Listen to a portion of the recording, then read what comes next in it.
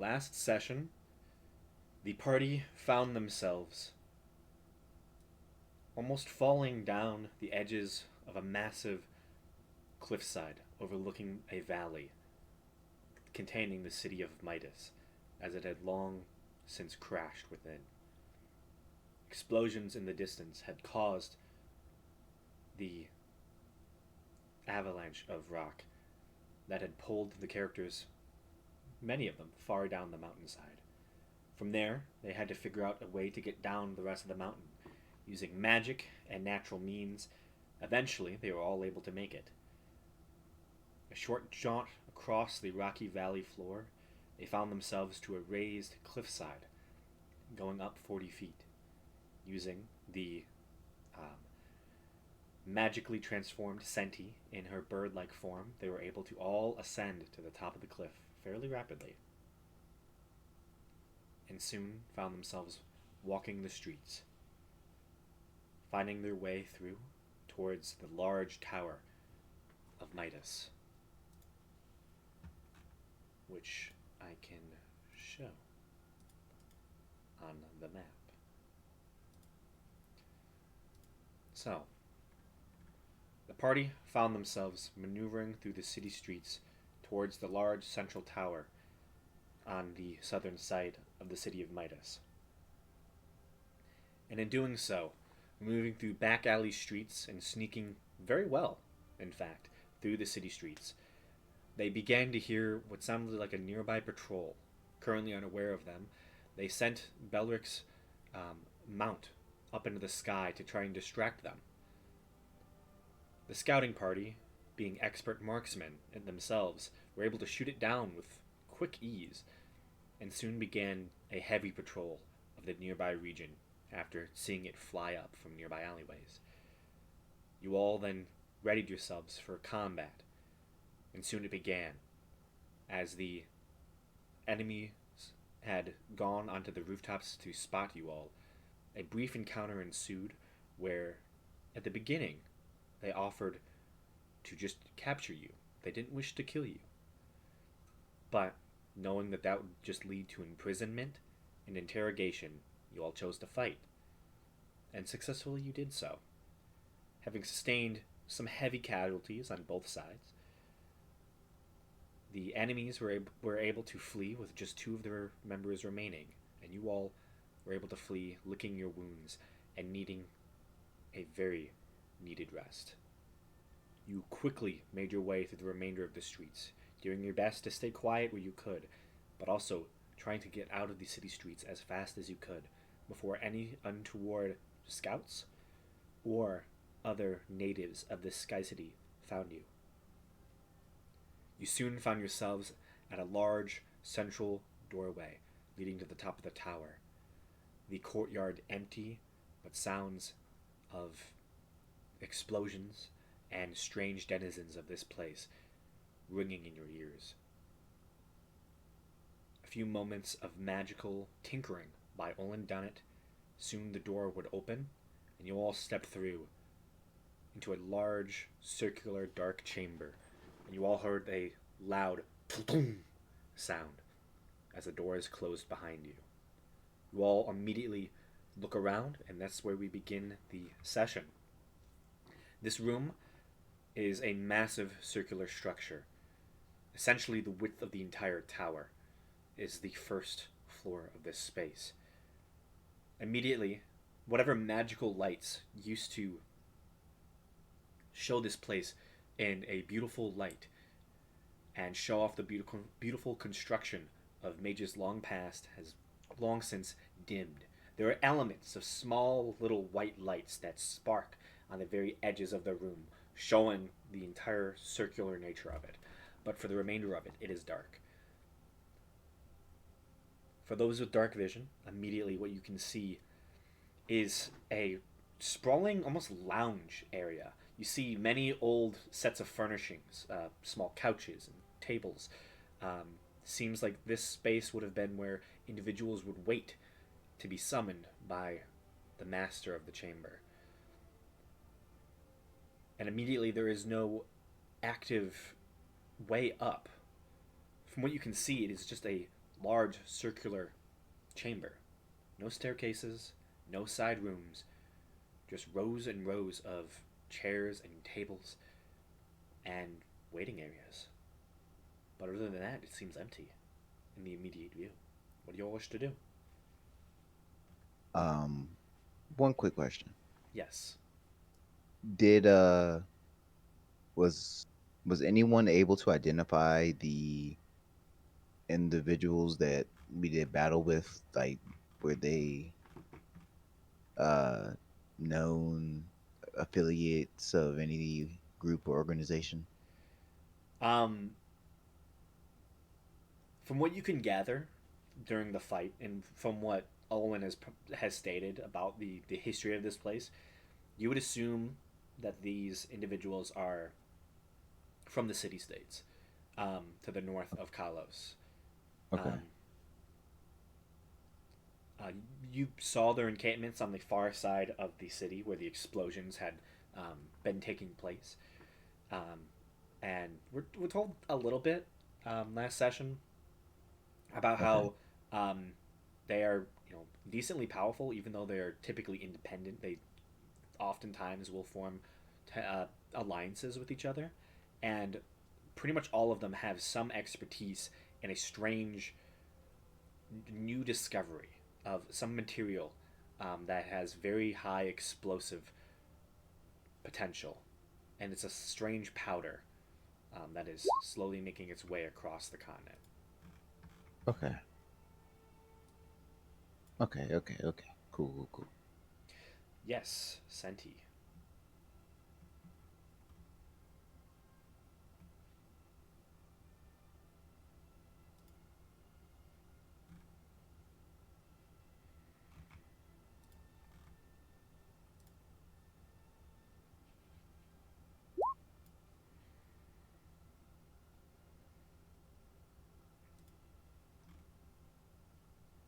If you choose to end it, yeah, you could have.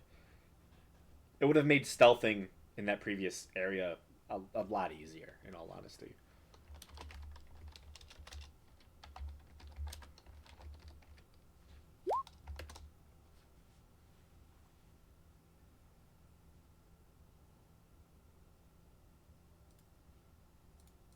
Okay, so Senti is back in their normal form.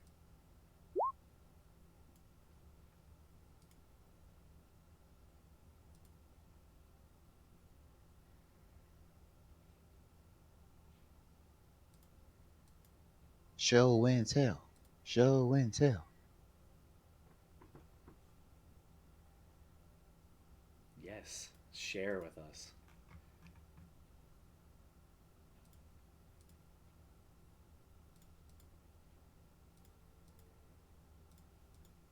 Do tell, what did you find?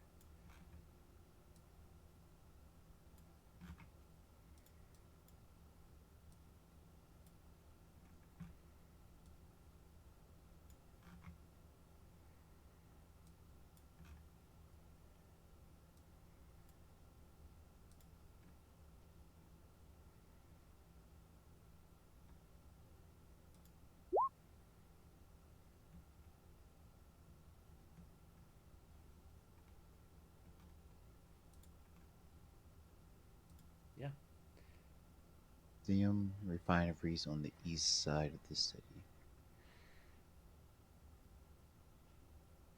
yeah. So essentially, on the map, technically it's technically skewed.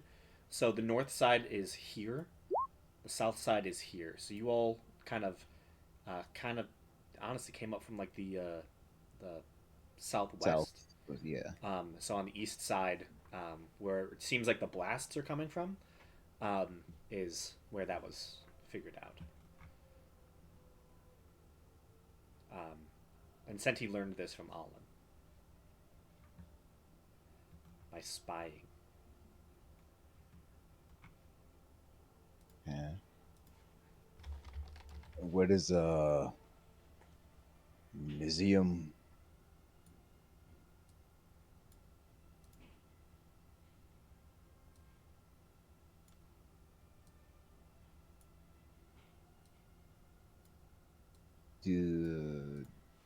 Do we know what museum is? I believe you might have heard it before. Faradir found um, something made of Mizium before.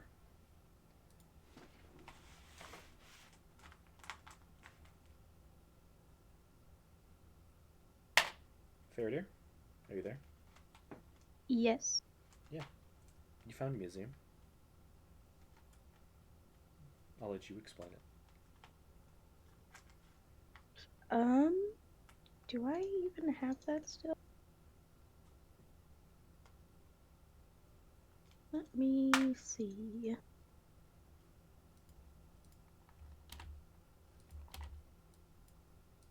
No, I don't have any on me. God, I, Laura, don't remember what Mizium does.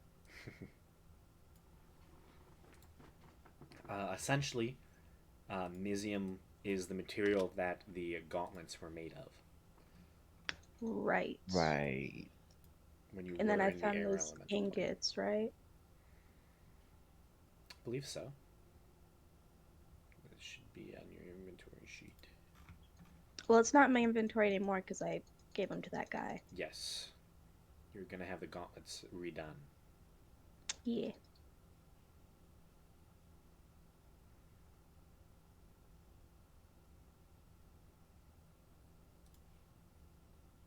But yeah,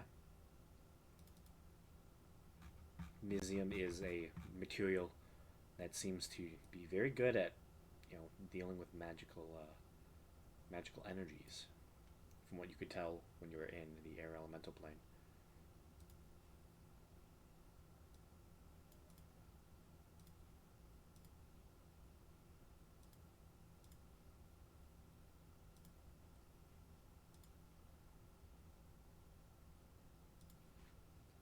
Okay. Yeah. So immediately, um, let me just check something. Did it reset?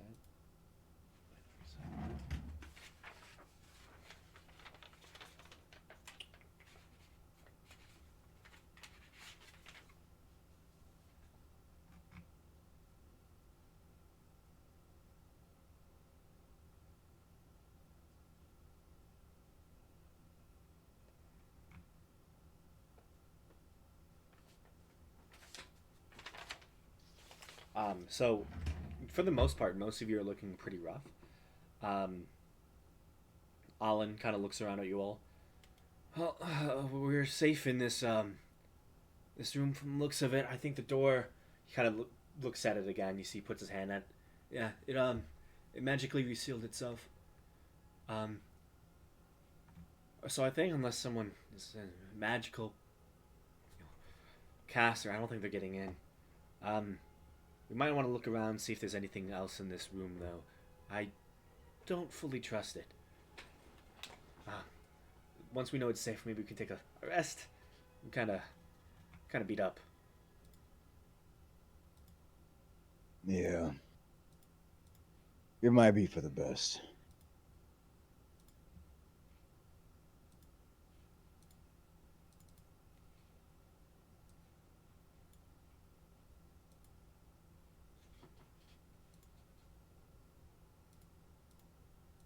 All right.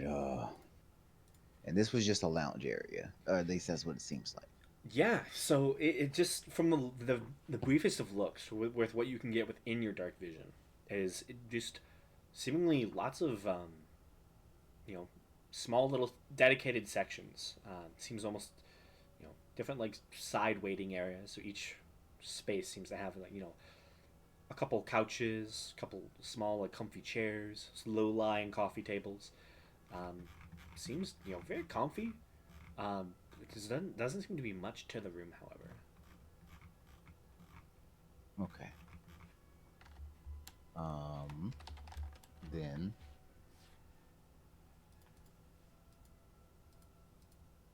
Then I guess this is a nice little time to have a little respite. I don't see why not. Let everybody get a little breather.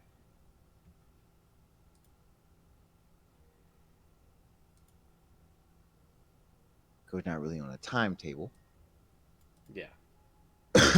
um, cool. So, if any of you want to search the room, let me know. I probably will. But first things first, I'm going to I'm gonna shift around some of my spell slots and social points to refill stuff up. Okay. So first, got to do my 7 points gets me to fifth level.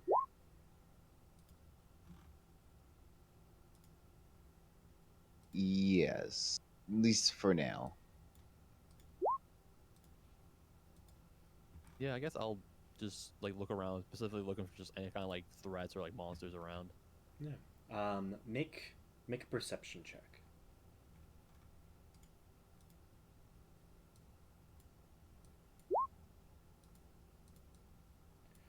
21. Looking around this room and taking like a good like long walk around, the circular structure that you're in. Immediately you get the sense that nothing's in here. Um, this place, judging by the door, has been magically sealed, for probably since it fell. You don't get the sense that anything has been able to enter. Um, you do, however, notice that it seems like this place does have magical defenses, although they're not active. You do see what looks like almost like metal statues, almost like partially engraved into the walls themselves. They just seem to jut out only by like the front half of them. You see each one that you pass by, and there's probably a good six or maybe eight as you begin walking around the room and do like a full circle. In total, you find after doing like the full pass around, there's actually 10. But they all have their arms crossed. Um, they do all seem to have a sword on them, and they just can't stand ready but disactivated. Other than that, another thing that would catch your eye is almost directly in the center of the room, and almost like small like hallway paths, where each of these four different sections where you have like the rest, lounges. There is almost like essentially a 10-foot path between each set of the corners, and in the direct center of the room is a beautiful, almost like gold filamented, spiraling circle that seems to just take up a good 20 feet within the center of the room.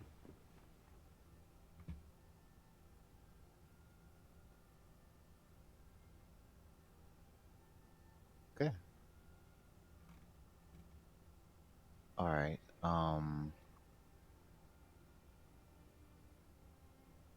Are there like there's no windows or anything, right? No, this room is very dark.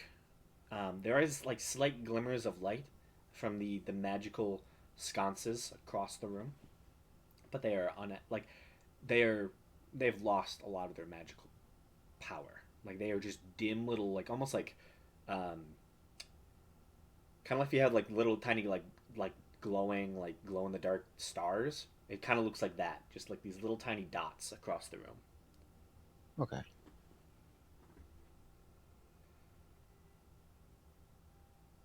All right.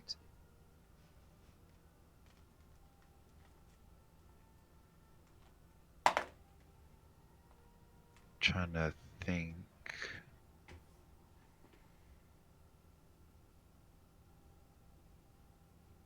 I don't think there's really. Oh, what would I be looking for?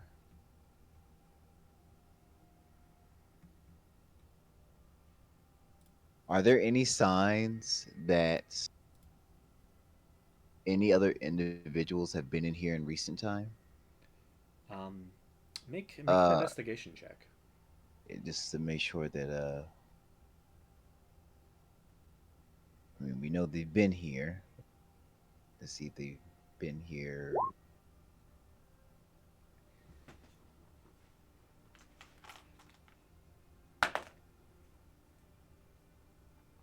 Looking around the room, you really don't find much recent evidence of individuals having come here. There is, slight wear and tear on some of the furniture, but Right. you get the sense that that's probably from long, long ago. And the stuff in here, for being, you know, upwards of 1,400 years old, is immaculate. This room has not seen decay. Okay.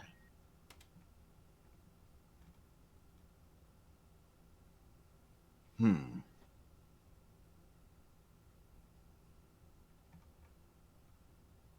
All right.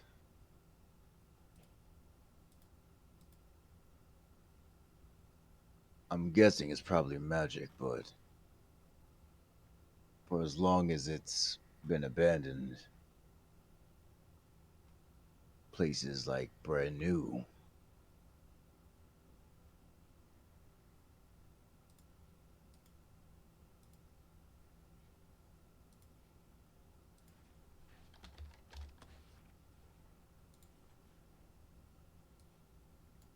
Olin, do you know exactly what you're looking for, or is this just kind of a general search?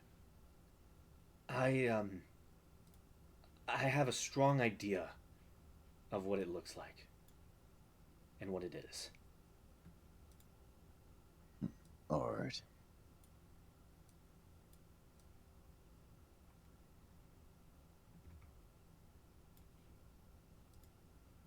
Well, if it's something magical, I have a feeling this tower will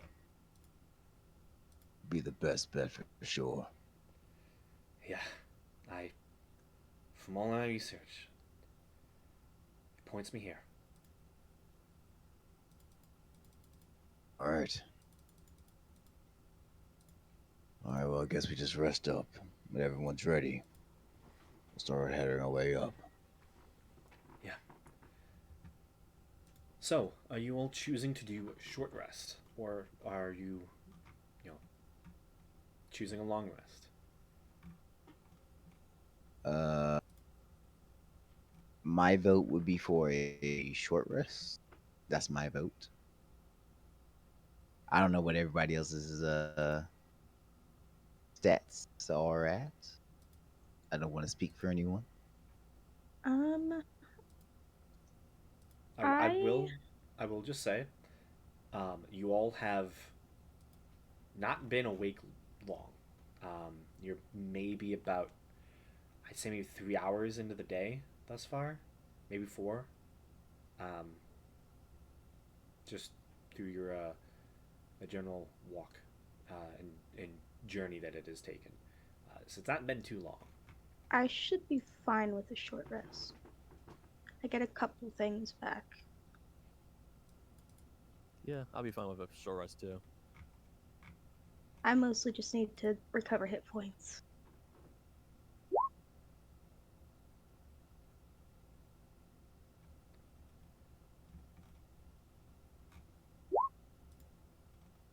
Okay.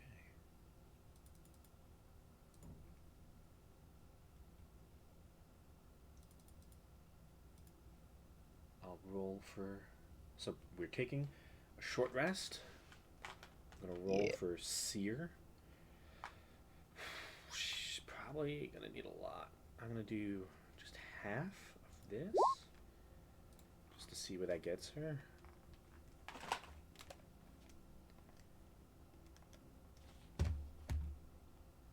Um, oof. I meant to do plus 20, but oh well. Those d6s are not fun. Yeah. Oh yeah, but I have a durable. Yes, you do.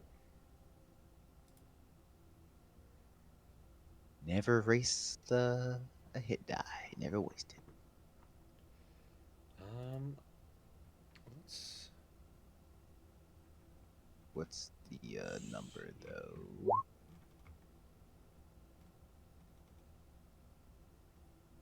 My minimum is 8. Cool.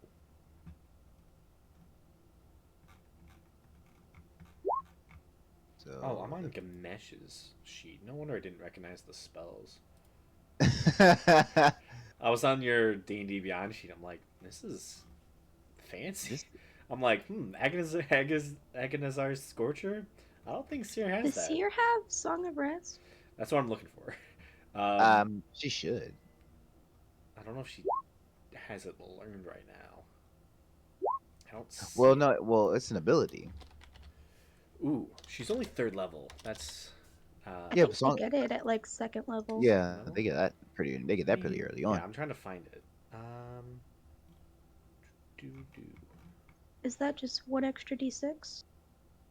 I think so. Yes. Yeah, 1d6 extra hit points. Okay, I did find it. Another 2. Oh, I'm back up in triple I rolled digits a at least. 6. That's not bad. I'm 1 point away from being max health. Yeah, I'm not quite that close to max health, but I only have 1 hit die left, and I'm gonna keep it for an emergency. Yeah. Just know you only regain a half your total amount of hit die at a long rest. What? Yes. Yeah, on a long rest, you only get half. I've been doing that wrong this whole time. Whoops. Uh-oh. Well, see, the thing is, usually in most campaigns, it doesn't usually come up that often. Yeah, it usually doesn't. Unless you're taking a lot of short rests. And using That's a why lot I of hit didn't die. take the durable feat. Like, we don't take that many short rests. I'm not sure if it's worth a whole feat. For me, it was just it gave me my bump and con. Yeah. What's a bard's hit die? It's a D8. D- D8, yeah. Okay. Yeah, it's a d8 for druids. Gonna use Almost everything is a d8. all that magic, all those hit die. So it's only 49. Should Seer just use all her hit die right now? She's she's a glass I'd say cannon. maybe try and get up to at least like 3/4 health. yeah, she's just over half. Right now. And that's using a good 8 hit die. The D6 definitely do not help. So 5 left. She used two, two more.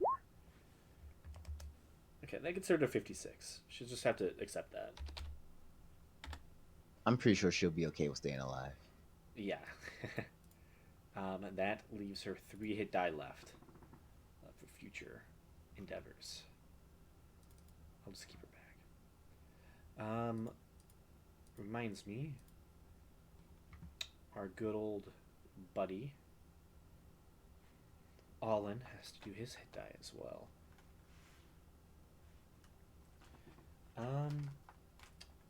6th level, so 6, 4, 2. It's only using half, so that's 12 hit points. Let's up a little bit.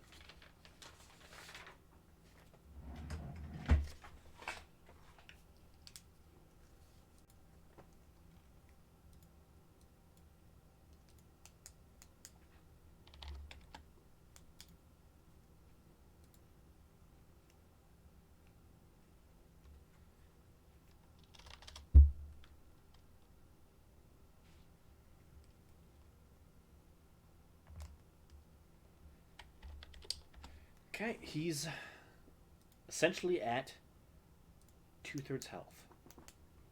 That's probably the best he can do. Then I will be for most of this. Well, never mind. I keep forgetting about Bear. Bear is the one who never takes hits. He's gonna be the tank. Yes. Yep, and I'm currently at full health, so I'm all good on that front. Oh yeah. I don't think you got hit that a single time in that battle. I think like once or twice.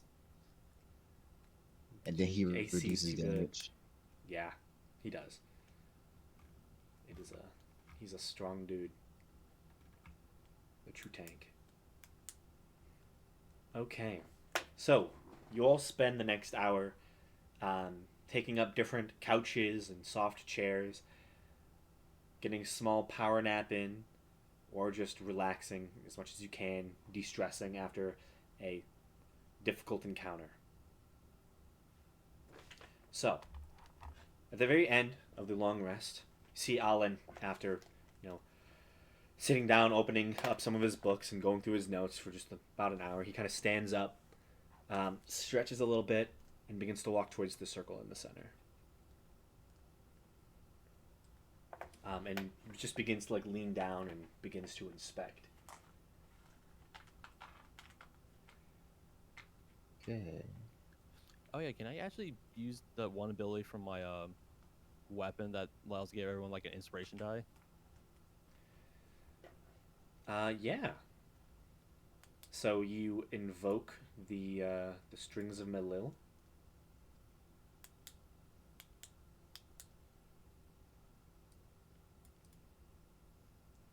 Nice. So So what die is that? And inspiration die. yes, Yep. Basically D. everyone. Yep. Oh, Yeah, a it's full it's inspiration. it's a Damn. D6 inspiration. Okay, Yep, so and D6. yep, Yeah. and you use it once, but it lasts for 8 hours. Yes. So near the end of your, you know, um, hour long rest, what like type of song do you play? Do you play something like what type of song would you play on the good old axe? I guess I'd say Yeah, kind of like a calm song, kind of just like I guess a calm, like relaxing song. Okay. So you all just hear this, you know, very soft music just begins to play. This definitely is not the song. Play. Yeah, so you just begin to hear like a single string being plucked at first, and then it just begins to go into this beautiful, soft chord that just seems to stretch on. And for just a minute, you just hear this beautiful music being played. It just is, in all honesty, one of the best, just like almost like off the cuff performances you've all ever heard. This is an amazing, just beautiful song, and it puts you all at ease, and you all gain a D6 inspiration.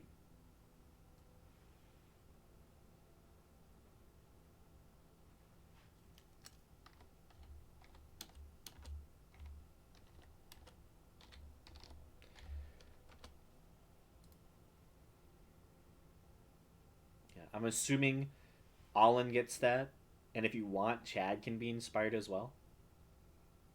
Yeah, I'll give it a Chad. Awesome. Chad gets it, but Owen doesn't. I mean, you can definitely do that.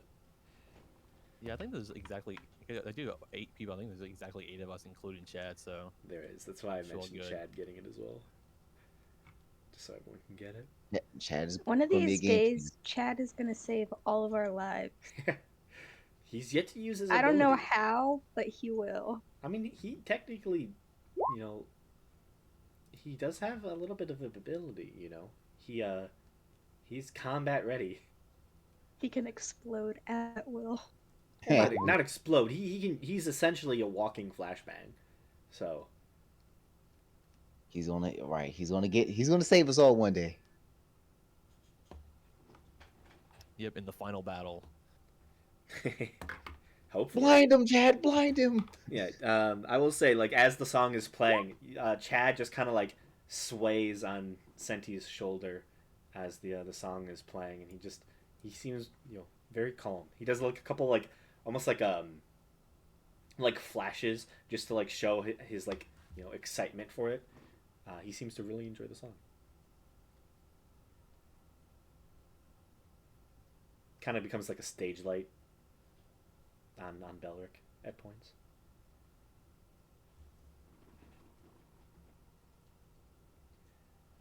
But yeah. So Olin currently walks over to the circle and just begins looking at it. opening up some of his books and just like peering through. Any of you want to do anything while he does this? Um,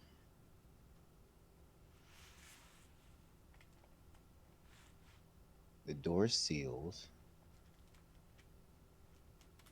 Uh, Let me look at what I have on me.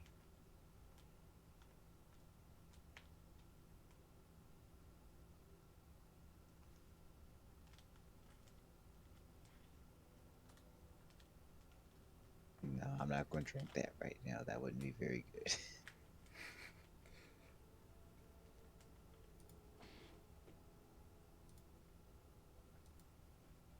Yeah, I don't think there's anything I necessarily would be doing at the moment.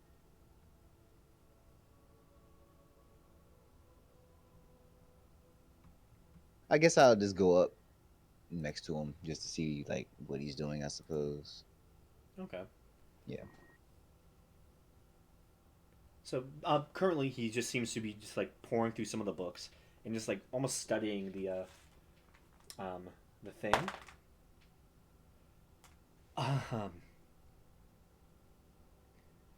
uh, Gamesh, do you mind helping me with this? This is some Sure. interesting magic. If you want to make an Arcana check, you Right. can help him, or you can give him advantage. I'll give him an advantage. Okay, he'll take gladly. He will take the advantage. Gamesh make an Arcana check. Already better. Um, that went from like an 8 to a 16. Now, Which just because of my curiosity, I want to see what I would have gotten if I even tried. Oh, I got a not 15. bad, not bad. Would have been better than what he got. He was actually he was about to use his Inspiration. inspiration die on it, but this 24.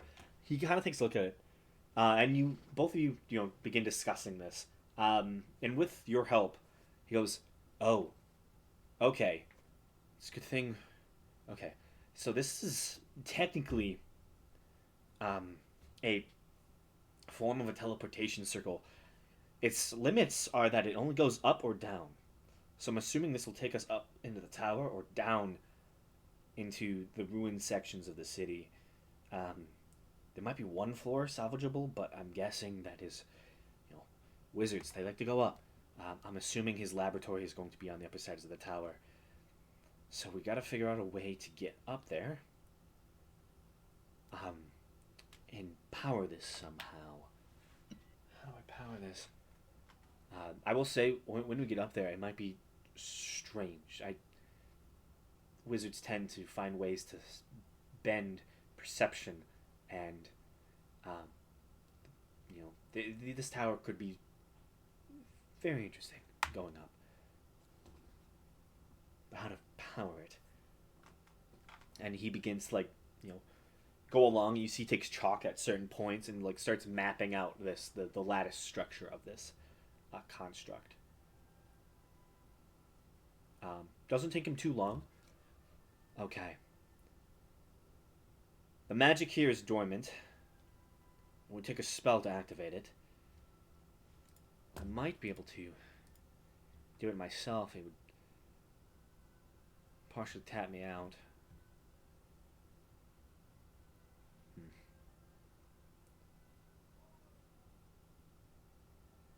Hmm.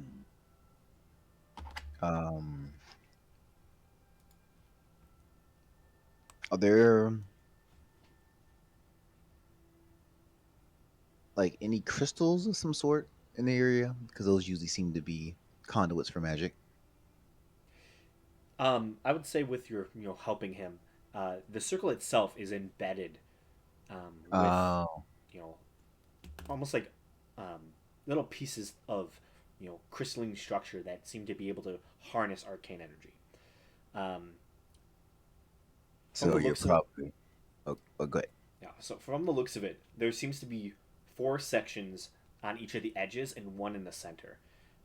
So in total, it would take at least 5 spell slots to fill this, to fill the entire lattice structure. Um, you can And you either do just one spell or a multiple. It just has to add up to 5. This is where I come in. all right. Hmm. And you two are able to figure this out. That this is going to require, 5 spell slots essentially.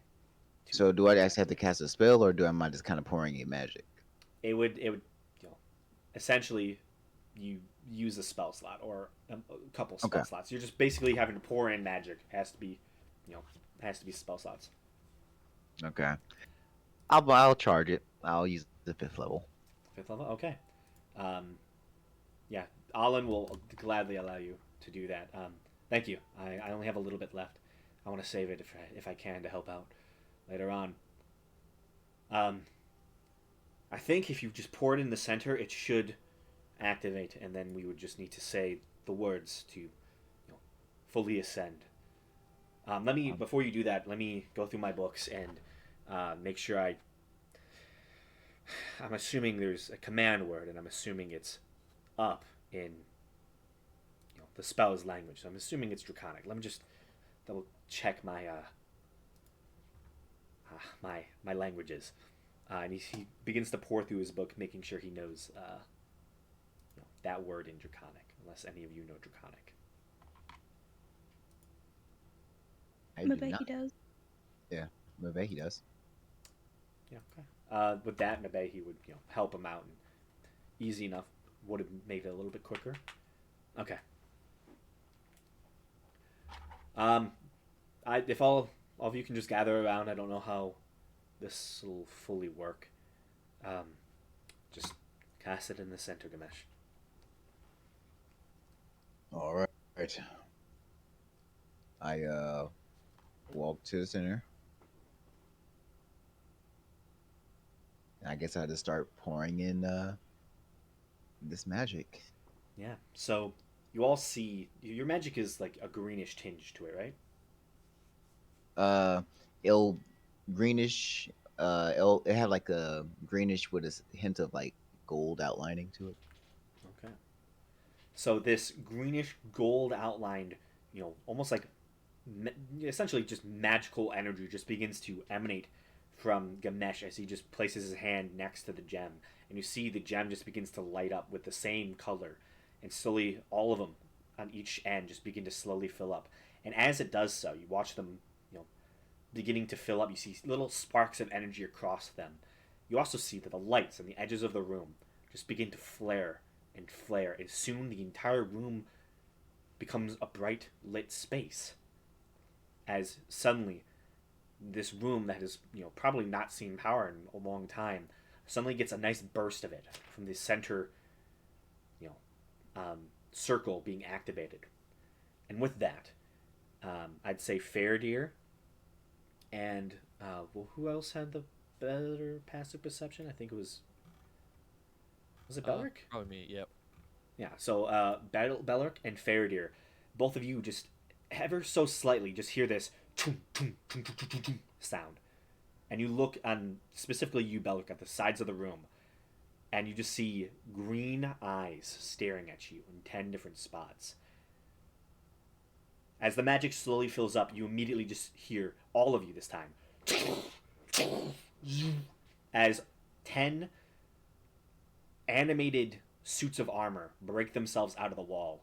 You see they all take out their swords at the same time, point them down, and charge towards all of you. What are you doing? I use stone's durability. Okay. Shit. Anyone else doing anything?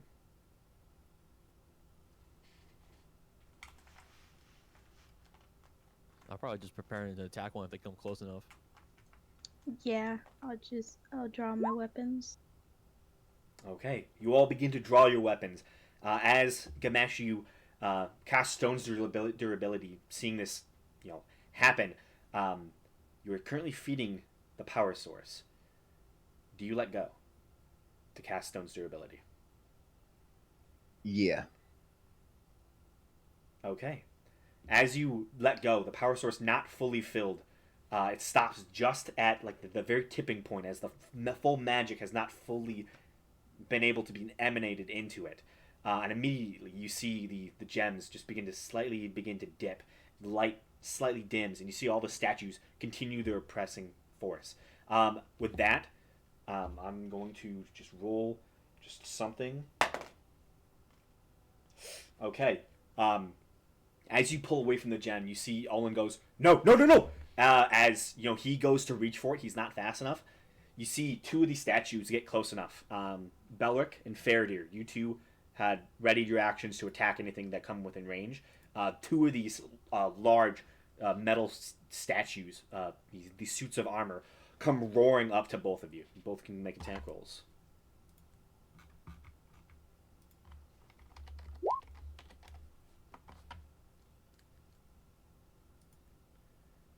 $20, I believe, will hit.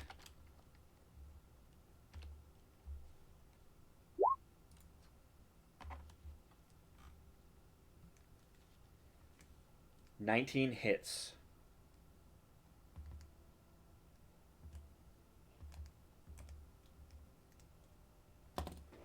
Okay, the first one, as it comes within Belluc's range. Wait, not that 6, just the 16. You almost take this thing looks incredibly like weakened as like the sword slashes into it. You see pieces of metal plate mail just seem to scatter off into the distance, sliding across the room. You hear a scraping sound, but the thing is still there next to you. Faradir, same thing. You take your which one is the battle axe, and you just chop off essentially like right through the leg. Large pauldrons that are currently affixed onto its kneecaps and its thigh, space, and you just almost like dent and bend in the middle there as it comes up and gets up next to you. You readied your actions, so you do have both all your attacks. So you have a full attack round. So Belric, you can do one more attack. So can you, Faradir, you can use your whole attack turn. Yeah, you go to Belric, you go to strike again, and where you would knock off much of its armor, it just almost pariettes you with the long sword in hand. It goes to swing towards you as you miss that strike. Faradir, your other attack hits. That one does have thunder on it. Thunder damage. Okay. Oof.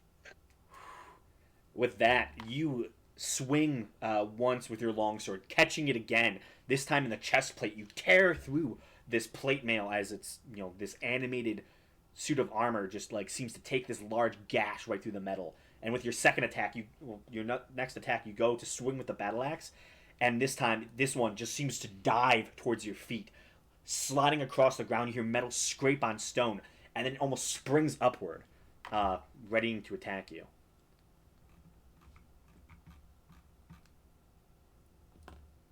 Anything else from you two on your held actions? I'd assume I don't get a bonus action attack, right? I don't believe so, because of the held Okay. action. Yeah, that's all I can do then. Okay. Yeah, that's all I can do too. So as you two, do these devastating strikes, you see the one that slides up on the ground, immediately almost jumps towards Faradir and is going to make an attack roll with its longsword. That is probably going to hit you. That is a 23 to hit.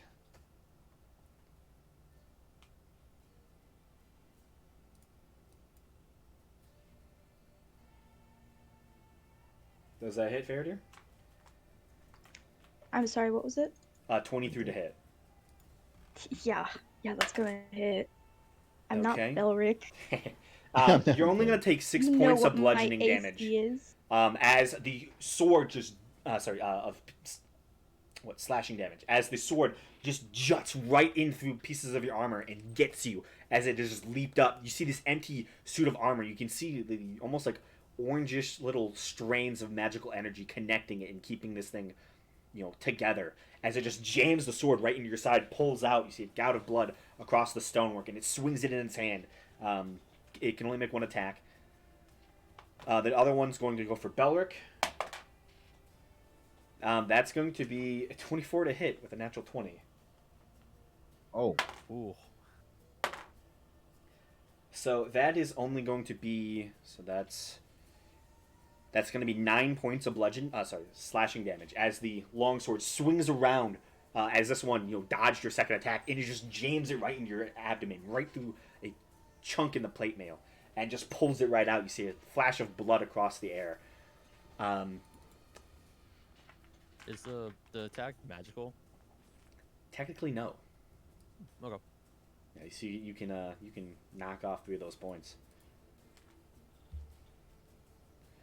So for the one on Faraday looks real rough. The one on you, it's bloodied at this point. The form is taking some hits. Okay.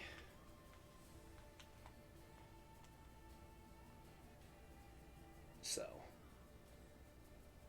I'm just gonna have us roll initiative for the moment. okay. Initiative shall be rolled.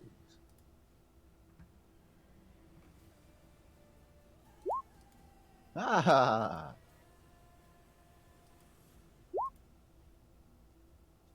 The good old 0. Oh, good old that's rough.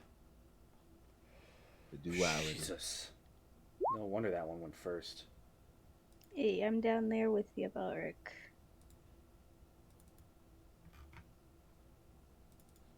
Who needs a good initiative, right? Who needs it? Man, no wonder my rolls last night were so bad. Nobody ever benefited from going first. Ever. What's your dex bonus, Gamesh? I'm pretty sure that's Million. a 0. 0? Okay. So as the two make it, they do their strikes. So technically, now that we're in initiative, I'm just gonna push them to the side. Gamesh, it is your turn technically. As you see these two come running up and strike into um, your two party members. You see, these things don't look that tough, but there are 8 more behind these first two that arrived first. All right. But I do see the lights start to fade on the crystals, though, right? Yes. I will say at this point, you've only put about 4 spell slots in. You have not put in the fifth. Uh, I'm going to have faith in my team. As I'll prepare myself to start getting in the battle, but have my hand on my axe, then realize that the lights are going out. Shit. Just hold on, guys. I'll be there in a minute. And I'll put in a second level slot now. Okay, so you spend your turn, you put in the rest of the magic, and suddenly you see the entire circle just seems to radiate glowing energy. That golden outline that you could barely see when you first found this, like darkened circle, just immediately lights up the entirety of it. The gems having lit the space. The room itself, it seems to grow ever brighter, and you see each of these, statues, these metallic constructs. You see the lights in their eyes seem to grow brighter, and you see parts of them seem to almost heal slightly. Oh, damn it. You see like almost like extra plates just seem to come out of nowhere, almost out of the very magic that is tying them to existence. And you see they get a little stronger seemingly. Olin will just like use his reaction to just say, "Everyone in the circle now, please." Um, I'm assuming, are all of you in the circle?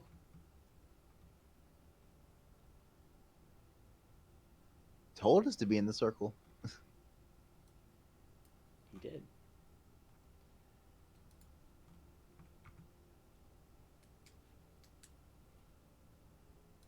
I'm going to take that as everyone is in the circle.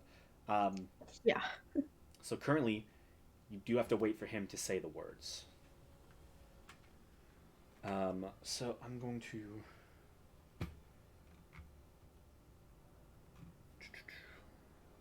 Okay, I'm going to take each initiative order from these creatures as 2 of them arriving. So that 16 will be when the next 2 arrive, and then the next 2, and so on and so forth. Just to make it a little easier. So I'm just going to do some finagling. Wow, they're going right in order. Oh my god.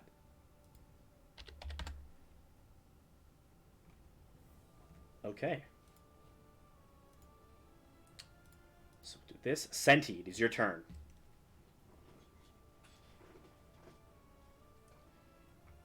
Anything you wish to do in this moment?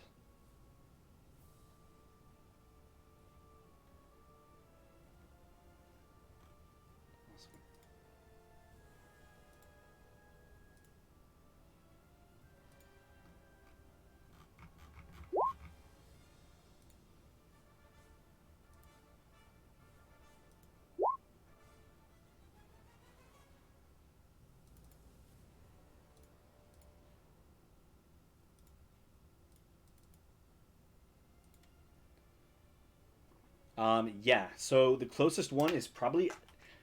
It's probably going to be a tie between the one next to Faradir and the one next to Belric. So you can kind of choose.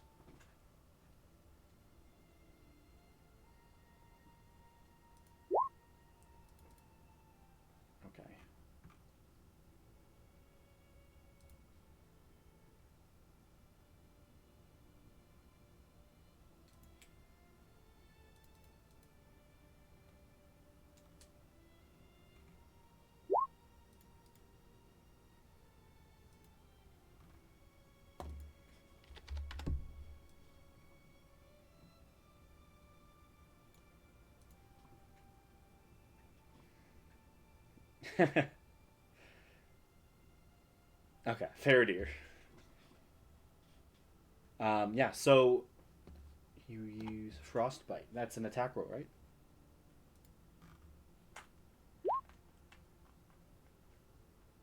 Con save. Okay. Furs. Furs. Furs. That is a 14.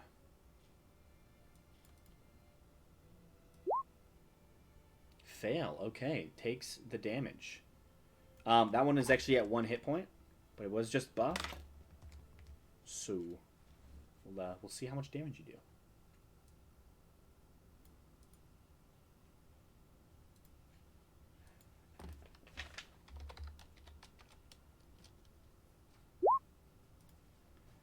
Nine. Okay. The cold etches up. You see this one that had just pulled its blade out as the plates begin to cover its body as the circle itself fully activates. You see as the plates are growing up its body, you send out the frostbite effect, and you just see the ice just seems to coat the entirety of it. And as it's pulling the sword back, you see its arms and shoulders freeze and lock in, and you see the plates stop moving. You've killed it.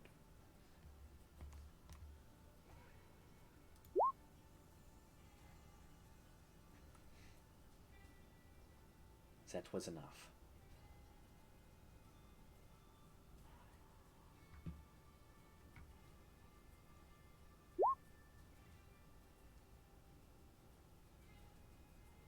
Okay. All from you. The next 2 run up. One's going to basically dash straight into the rest of the circle. And is going to go after probably Gamesh. Alright. So that one's going to use its longsword. Probably not going to hit. That's only a 12 to hit. That does So you miss. see one gets up into the circle, swings once towards Gamesh. You are able to use your, dex out, get out of the way, essentially. As the sword comes swinging by, you just duck out of the way. The next one, probably going to go for Alan. As he's probably, nearby you. That, he still has mage armor up. So that is a 15, a AC, but that is a 16 to hit, so Alan's going to take some damage. Okay. He's only going to take 4 points of slashing damage as the sword rakes across his back as he was reaching out towards the crystal to, do something himself. He takes the swing on his back. So I'll have to mark that off. Nope. That's not his health. His health is on the other tab. It's on this tab.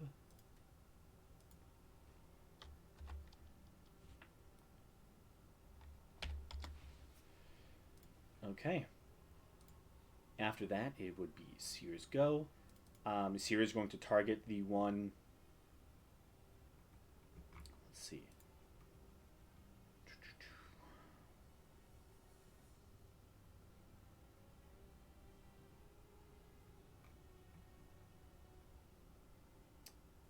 I'm not going to use your spell slots.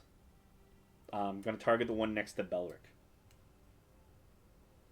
With a firebolt.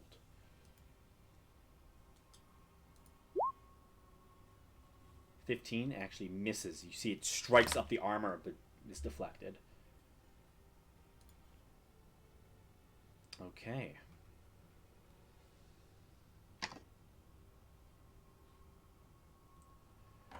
The next two come in behind.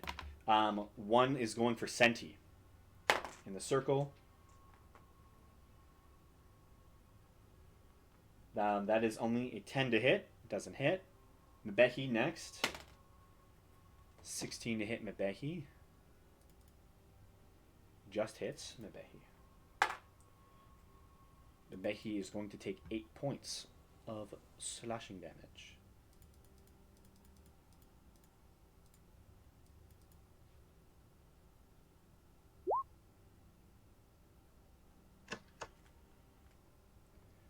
Okay. Con save for him. That's going to be a 14.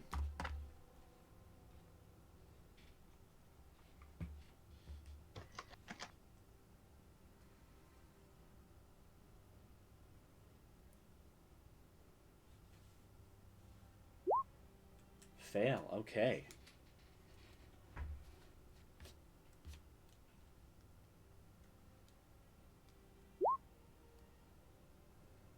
Five points. Okay, you see that one takes a little bit of damage. Necrotic damage. Okay, yeah. It takes the necrotic damage. You see it's, the plates on its back and all across its body just seem to blacken in places as it is hit. Okay, two more.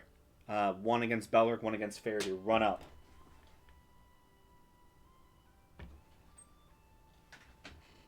How did I do that?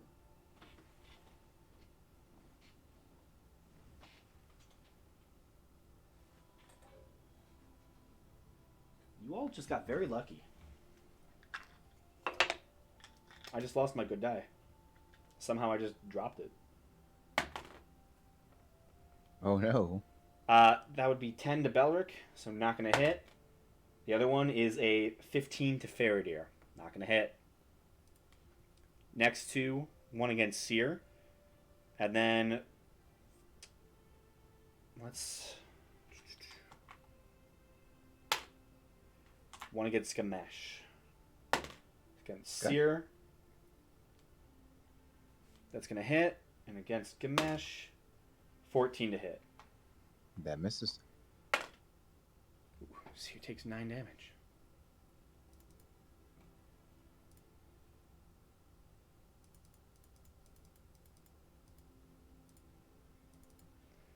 Okay, Olin goes. He speaks in Draconic, Zorenda! And all of a sudden, you all feel this rush of energy as suddenly you feel yourselves a familiar effect to being teleported, and you are shunted upwards. You see all of the animated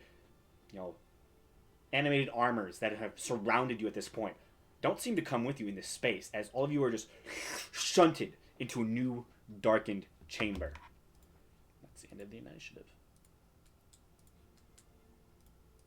Immediately, you see as this new chamber is brought forth, The lights seem to start slowly flickering, doom, doom, doom, doom, doom, doom, doom, doom, doom, doom, doom, all throughout the room. Um, this room, in particular, seems slightly smaller. It is still circular, but is essentially just 10 feet radius out of the 20-foot teleportation circle that you all came into. And you note there seems to be four doors, um, one in each direction, currently carved, almost like carved into the circular structure of this, almost like domed little room that you're in. It's kind of strange to see curved doors, but they are curved, all four of them. You see Alan kind of gasps and hold his back a little bit. Ow. That was not fun. Sorry about that. You're fine. I'm glad we didn't stay too long.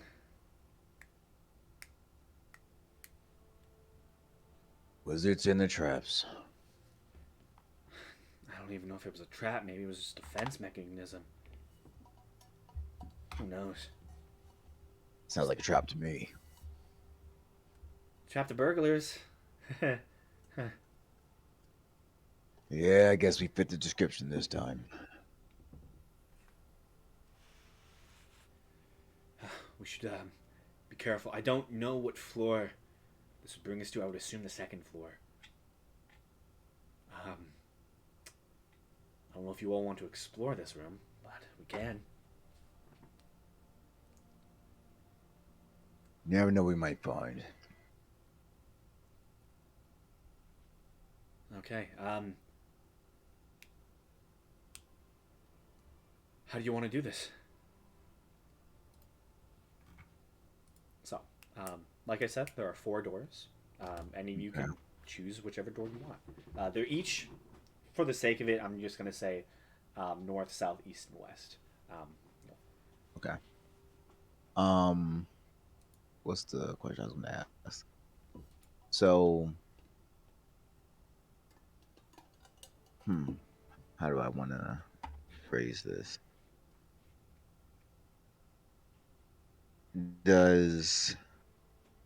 So how long does it take for the platform, the circle, to change floors? To The change transporter. floors, from what you can tell, probably took 6 seconds. Like Okay, so it this takes is about a this is round. yeah, this is a teleportation circle essentially. You do Okay. note that now that it's fully activated, while there is a slight decrease, you'd think this would stay powered for at least a decent chunk of time. You would guess about 8 hours. Okay.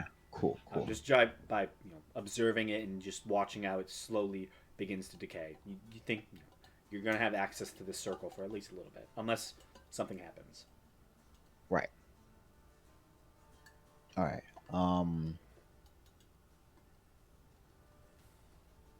Okay. Then.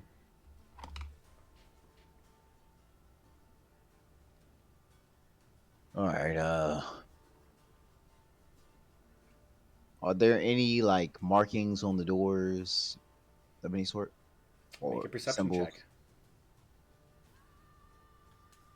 or around them that might indicate where they might lead to? Yeah, this perception 10. Looking at them, they are seemingly marked. You see almost like small little placards with, to you, gibberish symbols carved in these almost like rectangular placards. It doesn't even look like a language to you. Hey, can anybody read this?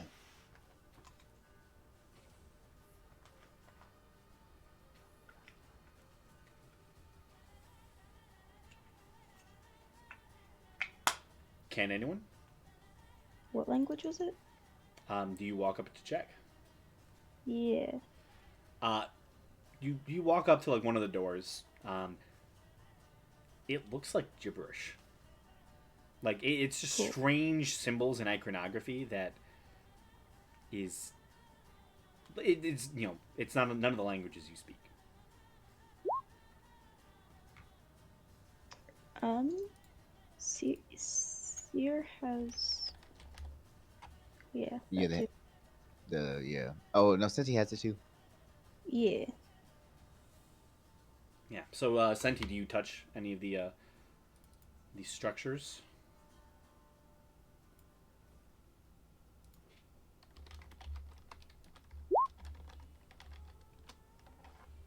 Sure.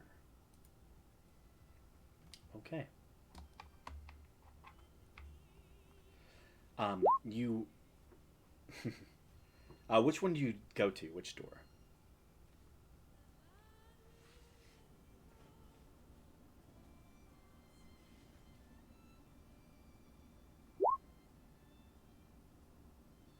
Gamesh, which door would you have gone to? Let's go west. Westward. Okay.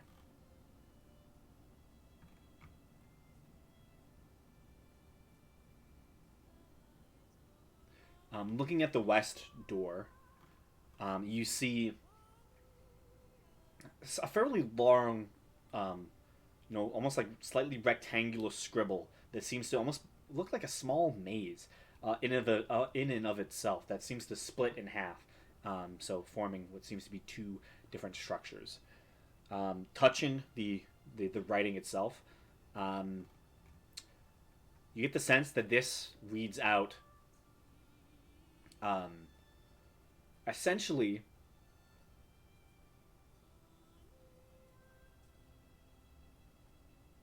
what would this be?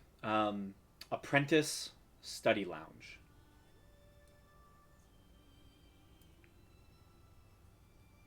Okay, a study lounge. Um, Slash dormitory. Tories, I should say. okay.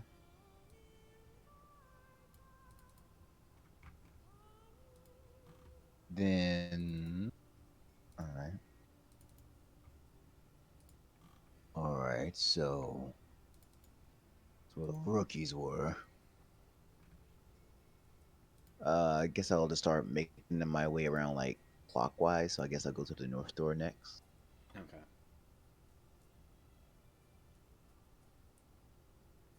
Looking at the north door, this seems, whereas the first one seemed very rectangular and like straight lines. This almost seems like as if like cursive in whatever this language is. And actually, Senti would probably realize that um, this is actually deep speech. Okay. This is very like an alien language.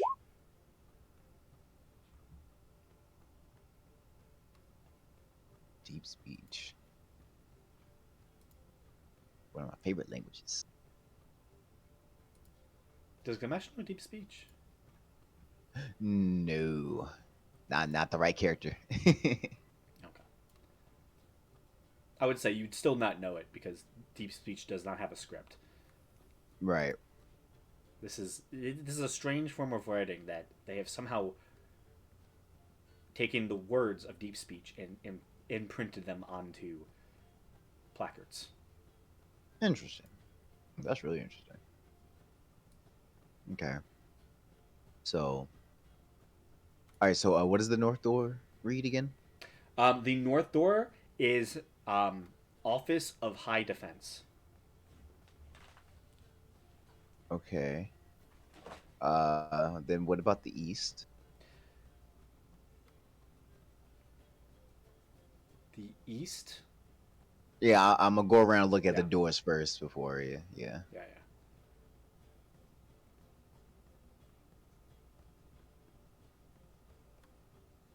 yeah. You get the sense that the east one is essentially apprentice laboratories. Okay, that's a good one. And south. South is the aviary. Oh, okay.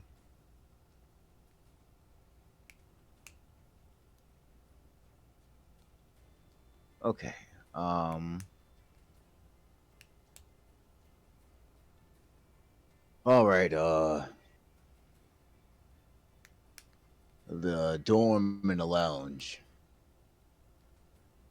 Probably the least interesting of them all.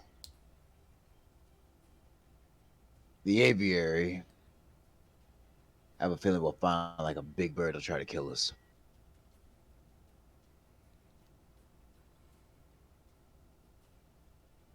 So my best bet, or at least my vote, would either be the lab or the defense room.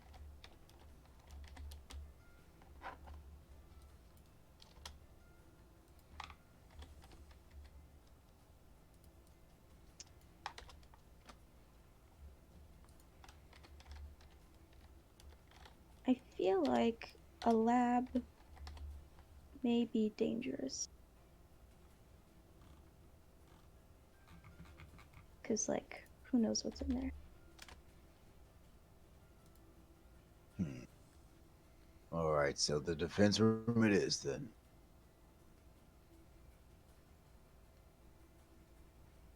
So I guess we're heading to the north door. Okay. Heading to the north door, you try the handle and you hear the soft clicking sound as this large, this door is very sizable. It's about 10 foot tall. It just seems to match the very curved nature of the dome itself. And I will say, just from being in here in a decently long time, those with even low passive perceptions, so anything like 12 or higher, would notice that the lights slowly brighten as the very ceiling itself of the dome seems to have almost like an upside down tree slowly growing out of it, and the very tips of the tree leaves seem to be elements of like sparkling little lights, and it slowly begins to just grow out of the ceiling, bathing the room in further light. But you twist the handle, and suddenly the door itself, where you would expect a normal door, you would push it open. The very door itself just begins to slowly begin to slide upward into the dome itself. The very curvature of it just seemed to be engulfed by the dome.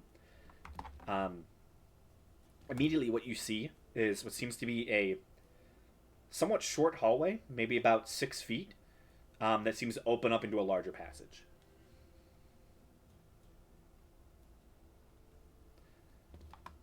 You can see what seems to be a tiled floor just beyond into that larger passage, and you can see what seems like tall pillars in different spots. This seems to probably only go for maybe about 20 feet or so. You see a door on the far end.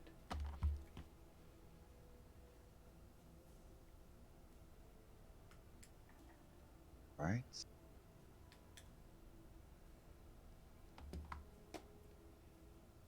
Um, the immediate smell that um, hits you all is a slight, almost like a slight burn smell, just as it begins to slowly waft into the room you're all standing in. And there was a slight clicking sound that can be heard within the room. Cooking sound. Clicking. Oh, clicking. I was like, oh, Yeah, what's a like a clicking like a sound? soft like, Okay. but it sounds like multiple. Like it's like a multiple little clicks added on top of each other. Alrighty. Then. Okay. Okay.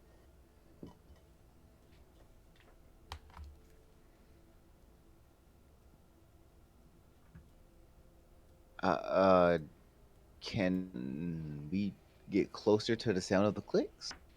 Do you want to walk into the hallway? Yeah. Okay. Are you walking normally or? I'm going to kind of be taking like slow steps initially. Make a stealth check for me as you softly begin to like take slow, easy steps down the hall. 15. Okay.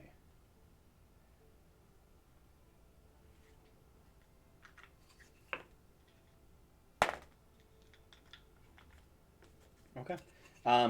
The clicking sound gets a little bit louder, and the burning smell, slightly gets a little more pungent. but you kind of creep up and you place your hand on the wall as you begin to see more of the room. The room itself only seems to have a width itself of maybe about 10 feet on each side of the pillar, with a straight pathway about 5 feet. So in total, the room itself is about 25 foot wide.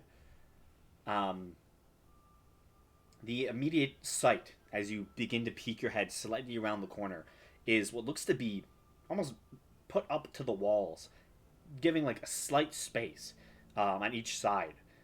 Is two linear sets of like rows of desks where you see um, probably around 16 different individual entities currently sliding papers around, doing like slight work, and you see piles of paper, just an overload. Essentially, like the area right in front of the desks has become an avalanche of papers as these strange entities slide papers to each other that almost like funneled from spaces in the wall, almost floating onto their desk in front of them. And you see they just sign this, do some paperwork, slide it towards a basket on one side. Actually, they would most likely pick it up, place it on the top of the basket, and you just watch like each of these baskets hold mounds of paperwork that slowly over the years have grown too heavy and will just periodically slide over like an avalanche of paperwork, as these entities have probably been doing paperwork since the city collapsed. The initial sight of them gives you slight confusion as you see almost like metallic twig entities. You see they have a central like vertebrae made of approximately maybe like half foot of solid metal that seems to have like elements of little ribs attached. They look like metallic skeletons, except where their face is. The vertebrae meets like what seems to be a centralized small box where you see like out pressed out of the center of it are two like uh, probably like 3 inch long little metal bits with circular like bluish, almost like kind of like fly eyes where they have all those little hexagons like eyeballs on each of them. Each of them like Okay. are these strange metallic, you know, partial skeleton creatures that are just like have thin appendages that have like built-in writing attachments, and they just take paper and start doing paperwork, and they do it in sync, and you just like, you know, see like this weird scenario. Okay.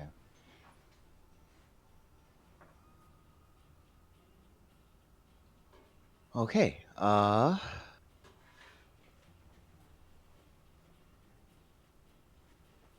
All right. Now, this is weird.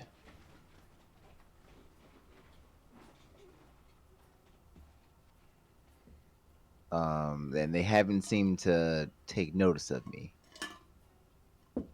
At this point, no.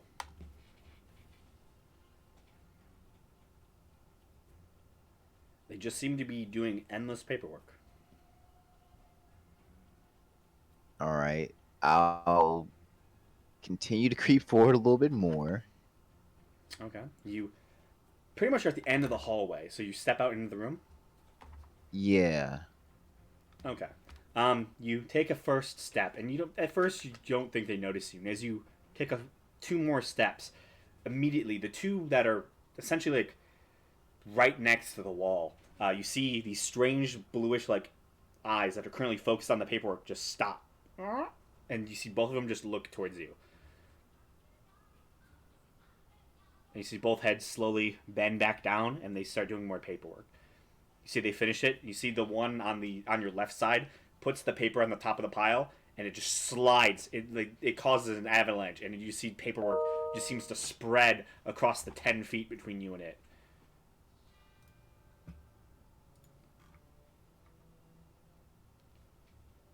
Uh, think you dropped that. It looks back up towards you. It just doesn't say anything. Just stares at you with these strange bluish like hexagonal like eyes. I just now that I'm been peeped, I'll just stand up. Not really creeping anymore. Yeah, you hear as you stop creeping. It's a strange sound when like there's approximately 15 of these things on each side of the room, and you just it's the strangest sound is hearing like essentially 30 of these things all turn in your direction. You just hear this strange like creaking sound as 30 bluish eyes just stare at you.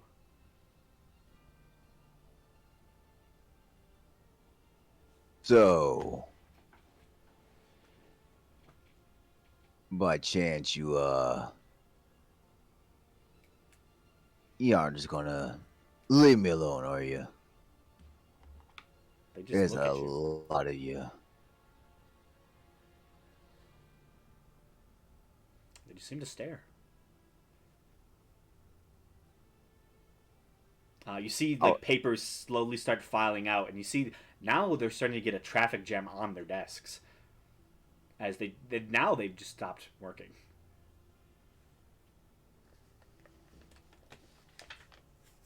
I'm feeling a little ballsy. I'll start. I'll take like 3 steps towards one of them. Okay, you take 3 steps. You hear like a crunch at your feet. You know, you're stepping on paperwork now. I'll continue to get closer. Okay. Uh, Anyone can enter, right? Just so you guys yeah. know. What are the rest of you doing as you just watch Ganesh like walk into this room, start creeping, takes then just stops creeping and starts walking off, and you lose sight of him. What are you doing? I'd probably start going after him if I see him like disappear. Okay, yeah, you take a couple steps. You hear your heavy metal boots clank on the tile in this room, and you get this this weird visage of just very strange sight.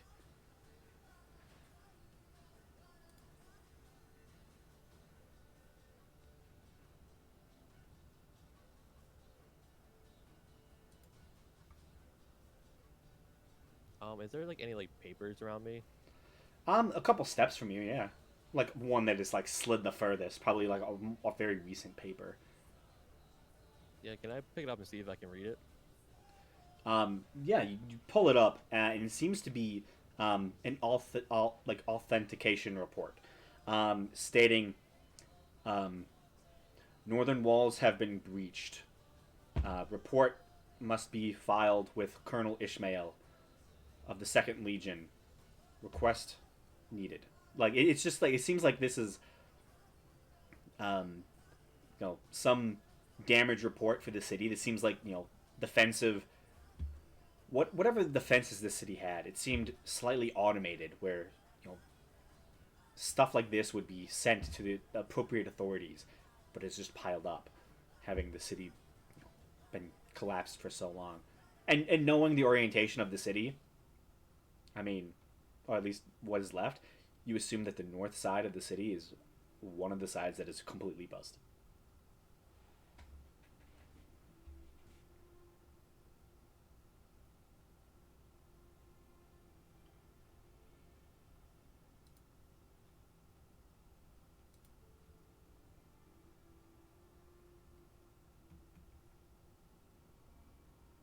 Anyone else doing anything?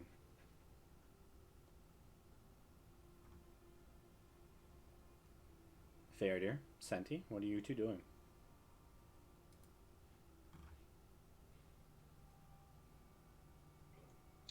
Um,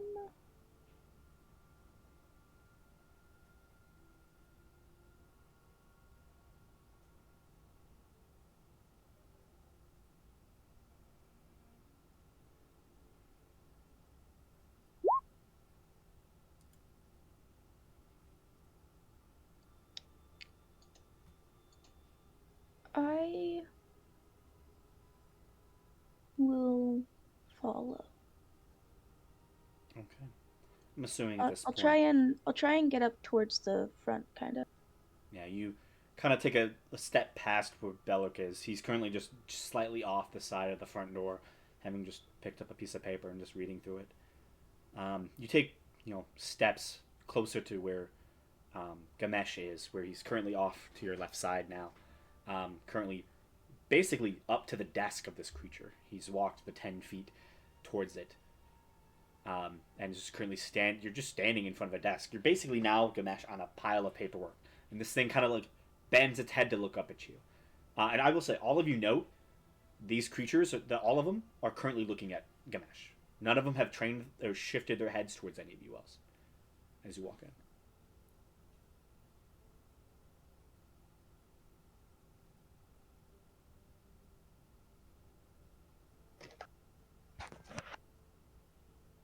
That's not ominous. So, Ganesh, currently you're just standing basically face to face with this strange entity as it's just sitting at its desk. Um, I would say, being so close, you immediately note this thing doesn't have legs. Okay. Okay. All right. Yeah, it is essentially, a strange spine that is attached to basically a metallic, almost like bench, essentially, that all of these things are like attached into. Kind of creepy. um. All right. You're diligent to say the least. Do you speak? It just looks at you. All right.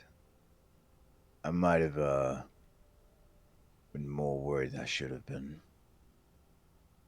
All right. Well, back to your paperwork. And I'll start making my way towards the door on the other end now. Yeah, yeah. You all now within the room hear this like creak sound, like as you watch as all the heads are still trained on Gamesh.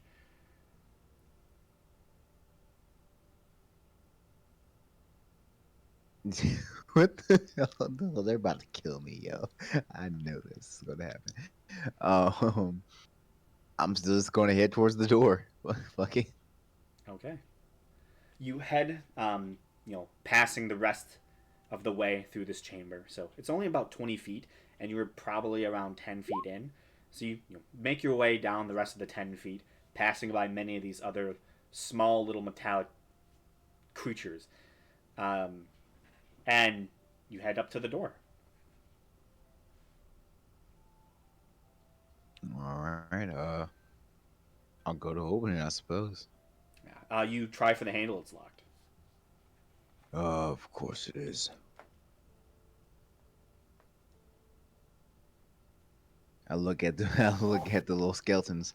I wouldn't suppose any of you guys have a key. They don't say anything. Yeah, of course not. It's a lot of paperwork. Hmm. Does there seem to be like a keyhole? It does, yeah. Hmm.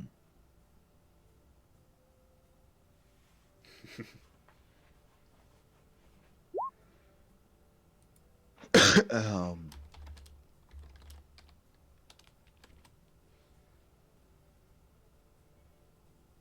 Perfect timing. Mabehi, get over here. Nice. Perfect timing. She's gonna walk over to Gamesh. Okay. Just so you know, to describe the situation, currently you're in the Tower of Mitas, a old wizard tower, and currently you're investigating what seems to be a defensive, uh, you know, like a room made for like to the run to the defense of the city, and currently there are 30 small metallic skeletal creatures with little tiny boxes where their like brain would be, and little tiny bluish like almost like fly like eyes, the like circular fly like eyes, just attached to these like rods at their like a little tiny box brain, and they've just been doing paperwork, and then now they're just staring at Gamesh. That's kind of the best way to describe it. But yeah, you walk to the end of the hall, where Gamesh is. Yeah, and you see the lock. Okay. Can Mabehi tell that they can see her from here? If like see her and Gamesh, can they see? They currently are looking at Gamesh. So there are 30 of them, 15 on each side, and they're just staring at Ganesh. Alright. She's gonna look up at Gamesh. What do you need me to do? What you do best? Pick a lock. Alrighty then, boss. And she's gonna pick the lock. That's sleight of hand, right?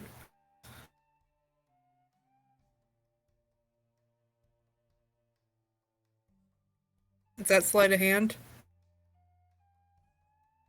He Should be, yeah.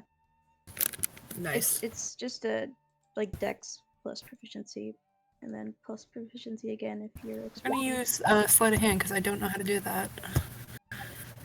Yeah, it's basically the same. It should already be set up on your sheet as something you can click, but I mean, I have if thieves' you didn't tools do if it- that's anything. Yeah, that's thieves. what. Yeah, if thieves you tools click is what that, you click. and then it'll prompt like what ability you Okay. want to use, and you click Dex. Yeah. It should be somewhat, you know. There you go. No. Okay. 28. Interesting. I don't know if you would you have advantage on this? I don't think you would. I think this is a normal roll. So 20. So 20. 20 is enough. You take out your thieves' tools and begin to go to town on this lock. It's not too difficult. You know, you spend your action doing so.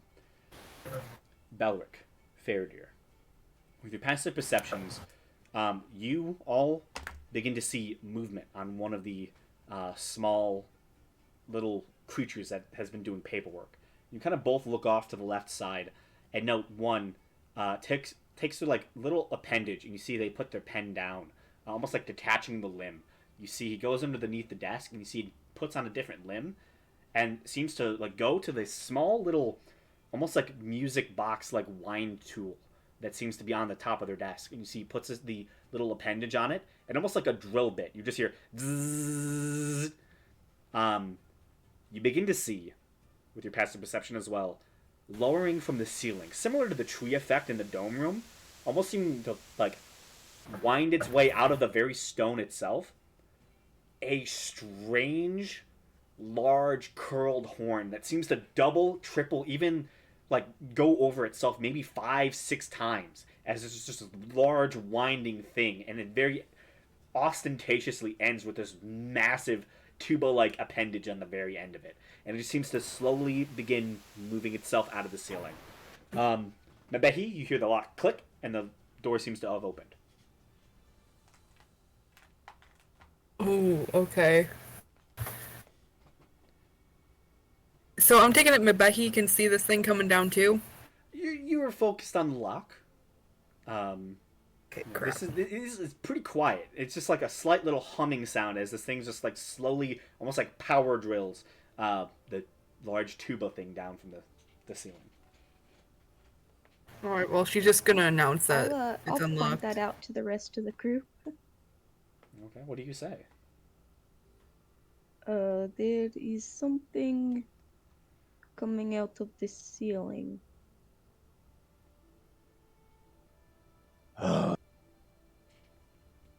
Never is easy. I'll look up. Yeah, you now see the large, like, brass tuba, weird construction just slowly coming out of the ceiling. Look, I'm sure we can talk about this.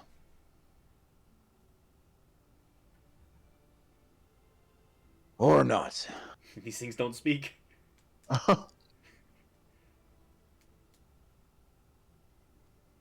Any of you doing anything? I will use. I have to dip really quick because my laundry's about to be done and I don't need anyone stealing the dryer from me because that will happen. You're good. So, be right back. I will use Stone Aegis on Mabehi. Okay. And that would be my bonus action. I guess I'll just go ahead and treat like it's a turn, I suppose. Okay. And I'll bring out Lumber Doom. Yeah, you unattach the the metal rod of Lumberdoom, and you see like the slight glowing outline of the axe head. Anyone else? Can I take a look at it, see if I like essentially knock it down, like the tuba thing? Um, I don't think I described the ceiling. Essentially, the ceiling is 20 feet tall. So it's like this large, almost like side-domed structure, similar to the other room, but it's domed from the ends. So each side of the room, and then domes and meets in the middle. Um, you could try and like do like a high jump to like hit it. It'd be a challenge. Um, what's your strength mod? It's a +4. +4. I think you can jump 9 feet. If I remember correctly. Yeah, with Let the me pull up. running, Yeah. I think. Well, no, just a high jump. Oh yeah. Yeah, yeah, that running start though. Yes. Otherwise it's halved. If Burick could jump 9 feet in the air standing, I would be terrified. that would be impressive hops.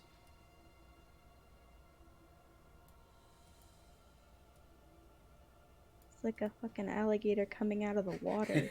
It's like a great white just leaping out of the ocean. That's what I would imagine. That's personally what I would imagine it as. Just Balor just like almost leaping out of the ocean, sword in hand. A Yeah, great they're white. kind of like getting a running start though by swimming up. Burick just going like a rocket. Right. He wasn't Fully strong enough already. fully covered fully covered in full plate armor. Yeah. So, do you want to try and get a running jump then, Belric? Actually, I think I'll throw my javelin at it. Because you said it's only the ceiling's up like 20 feet. Yeah. Okay, yeah. Then I'll throw my javelin because I think the short range of it is 30 feet. Okay. Make an attack roll.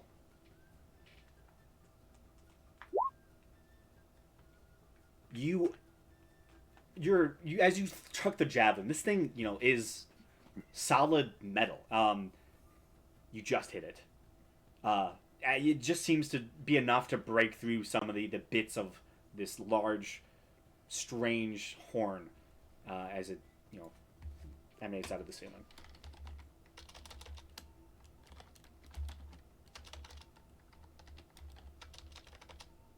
So roll damage.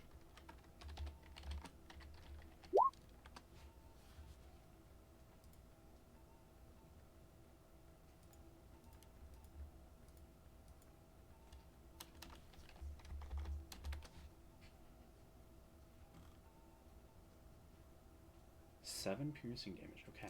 The javelin juts up and sticks right through a small little piece in the brass, and actually breaks through what seems to be, at least two of the smaller little sections.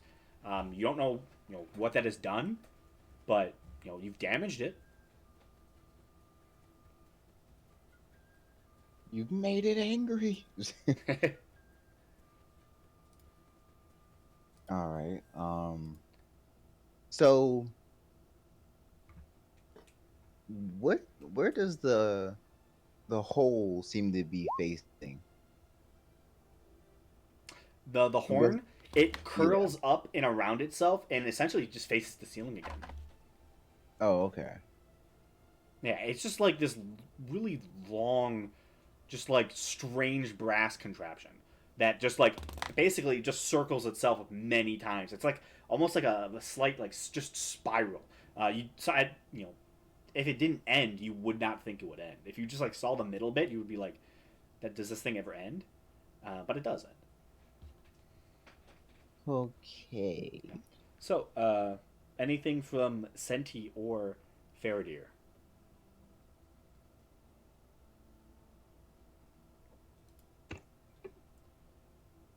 Ooh.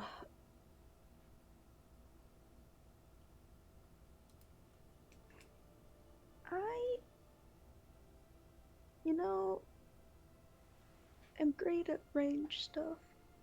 Yeah. I'll throw a hand axe at it. Make an attack roll. Whew. Yeah, Ayy. with expert aim, you just chuck the hand axe directly towards the end Roll bit. 13. 13.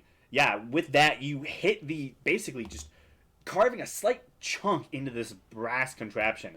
The hand axe gets stuck, but you knock it essentially where, it was almost like the horn itself would have blown straight up. You knock it on an angle, so now it's more facing like the corner near, like, up right above Gamesh. Nice throw. I was not expecting that to work. Okay. Anything from Senti, and then stuff is gonna happen.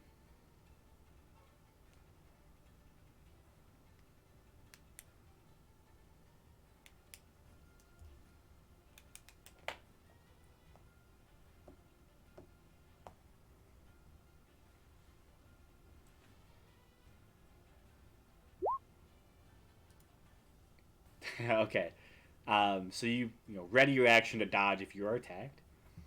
Um, so as the horn is now lopsided, you see it descends slightly more, and then stops. You see the drilling stop, and you see the weird creature takes its weird appendage off of the spinning, like almost like Jack in the Box style twisty thing. Takes the appendage off, puts back on like some other appendage from underneath the desk, and you see it's like a slight little, like almost like a kind of like one of those long lighters, like that kind of like little lever, and you see it like pushes it, and you see a button pops up on its desk, takes off that appendage, puts it back, takes out another like its original hand appendage with the little pencil thing, and just taps the button. You hear a blast of air come from the horn. What would have probably been a massively loud sound that would have shook the entire of the chamber is like this weak little, just strange, like toot sound. Essentially, it just sounds garbled and messed up, and it is not scary or imposing at all. And you just hear this like sound as it just like lightly lets out whatever sound would have blasted through, because now it's severely damaged. The hand axe goes flying towards Gamesh. Gamesh's side of the room. It kind of skids. Let me roll for it to see what happens. You have your armor up, correct, Gamesh? I do. Okay. With that, you just see this hand axe just is blown, skids across the ceiling, hits the wall, and just tumbles and bounces off, ricocheting, and slams like 10 feet in front of you. It's now in the middle of the room, probably next to Faraday, I believe. So it just does this weird little arc where it just bounces everywhere. The javelin itself is just shot straight down towards Belric and just slams into the tile next to you. And at that moment, you all note, directly right in front of Gamesh, where the blasts seem to hit the ceiling, you see the ceiling itself seems to turn into an empty hole. A space seems to have just opened within the ceiling, and you all see this large armored suit of armor just slams right into the ground. You see the eyes flash. And Gamesh, you instantly recognize this creature. You faced one of these before. Once in an old tomb under a castle.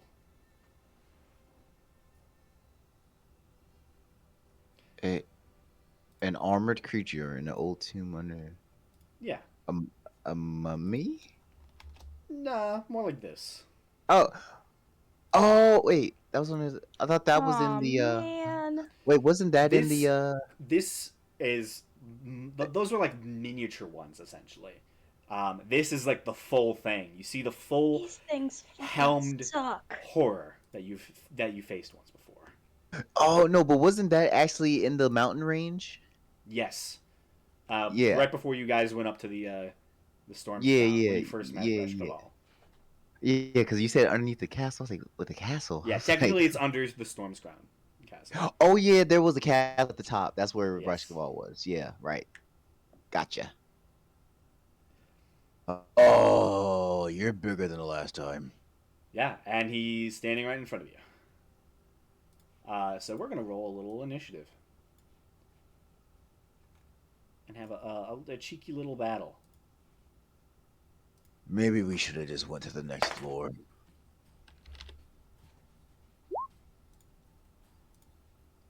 I mean, there is only one of them, and you're leagues ahead of where you were at that point. So Yeah, until you throw out something else that he didn't do last time.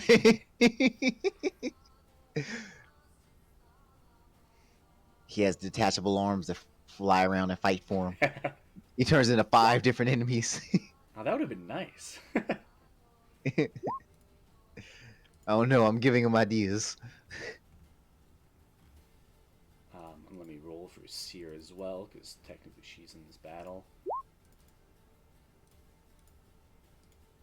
No natural 20 this time. That would have been nice for me. Olin gets a 3. With his +2, that makes it a 5. Hell yeah. Oh shit, I didn't even notice I got a natural 20. What? Yeah. Woo, Nice. I woo. just assumed it was bad. You can't assume. You could never assume in Dungeons and Dragons.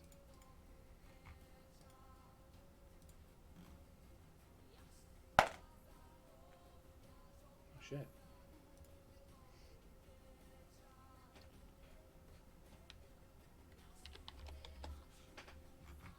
Okay.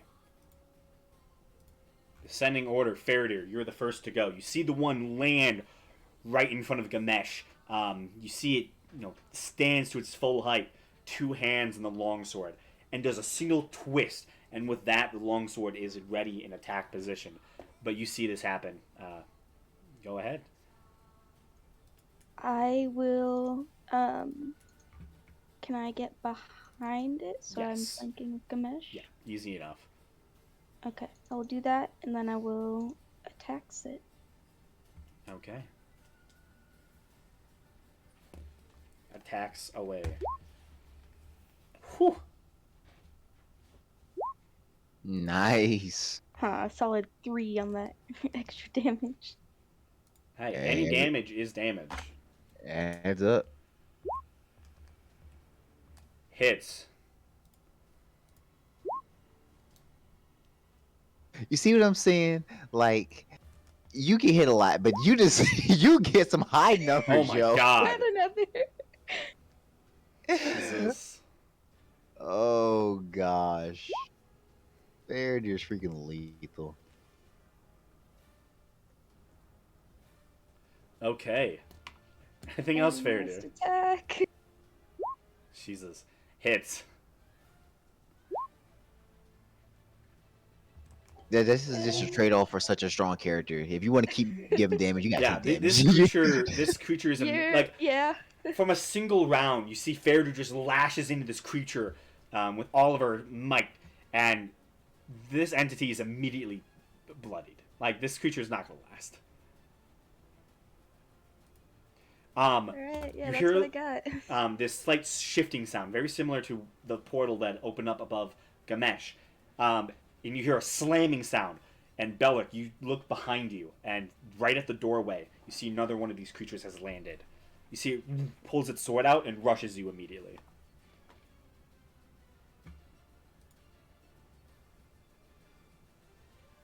Okay, this one's just going to attack you twice. That's going to be a 22 to hit. Yep, that hits. And the second attack, 23 to hit.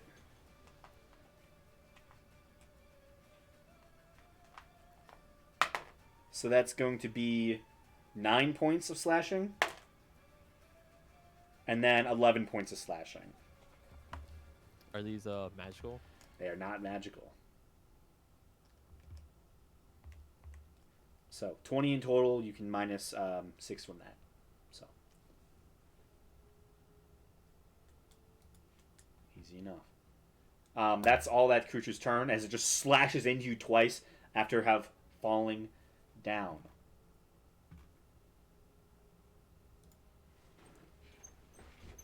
Okay, Senti. Within 10 feet of you, so you're probably probably near Faraday at least, because you said you were trying to stay along near everyone. There is one behind you, um, probably by 10 feet ish. So yeah, this is all theater of the mind. So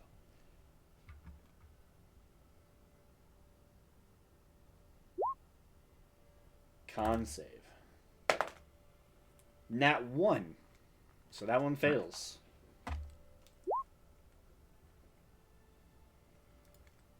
Um, it is immune to necromantic magic. Your effect hits it, does nothing.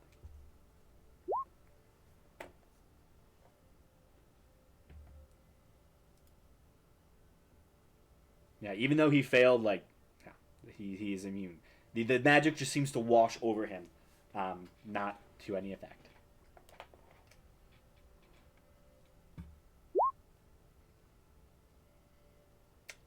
Yeah, he's a full on metal boy.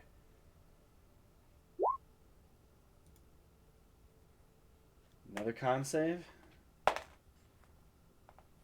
That one is gonna be an 8 for frostbite. Okay.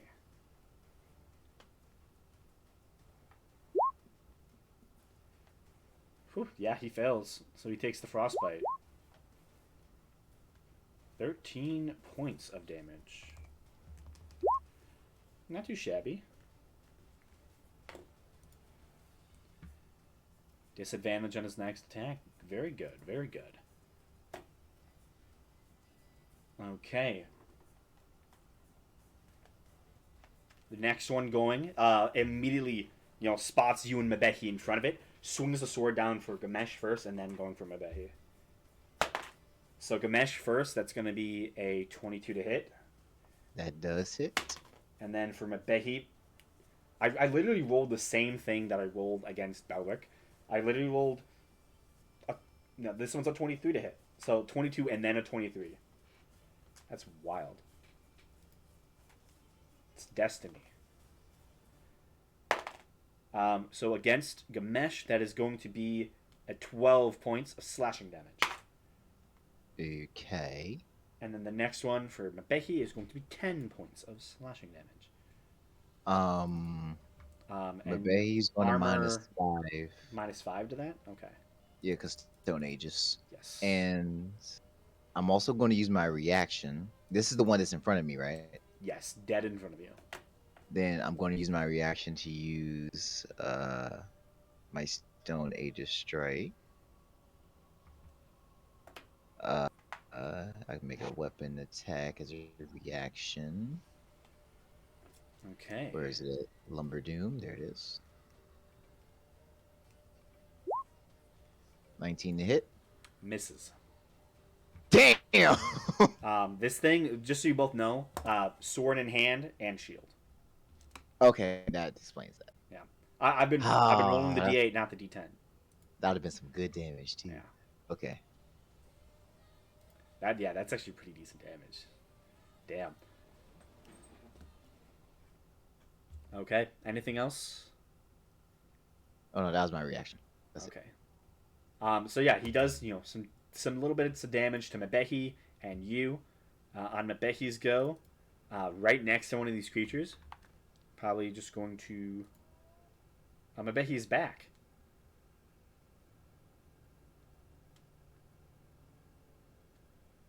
Hello. Then she said BRB. Oh. Okay. She's probably fighting someone again for a dryer. I'd like to see these fist fights in the laundry room. Oh yeah, it's probably leagues I better. think it'd be very funny. It's probably better than fighting giant armored guys and in a weird. And knowing her in real life, people wouldn't. She's stronger than you would expect. Nice. I wouldn't want to fight her. Like, I'm a dirty fighter, and I still wouldn't want to. Hey, point of a fight's to win it. Interesting. Damn. Nice.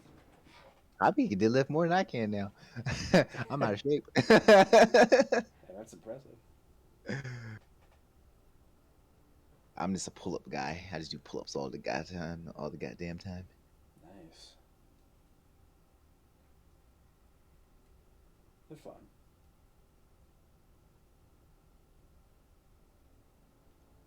God, it's so funny that you can deadlift more than like all the guys. I in the already class. I cataloged the damage for you. You took 5 points because of the Stone Aegis on you. So you are you have a protective effect on you right now. It helps. But it is your turn. You have one of these, um, armored, helmed horrors directly in front of you.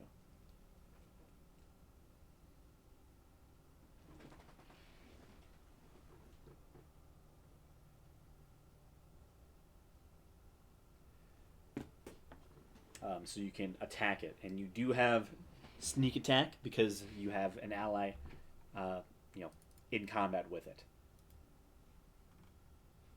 But there is no map for this one. This is all theater of the mind. Um, there's a lot of rooms in this place, and I did not want to Feel make. like creating.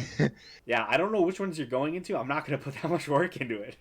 Um, not into the ones you might choose not to explore. I'm like, okay, we'll stick with this.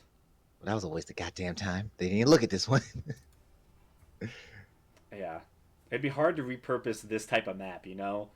Where else can I put a weird room full of tiny little metallic structures? Right.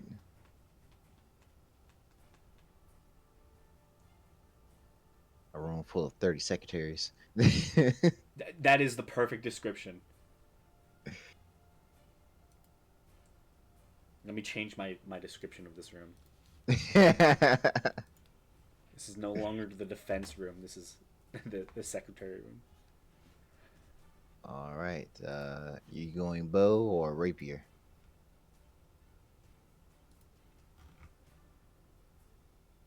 Probably would want to do rapier. You're in melee combat at this point. It's kind of hard to hide when you're right next to an enemy. They're like in your right. face. Yeah. Like within 5 feet. Yes.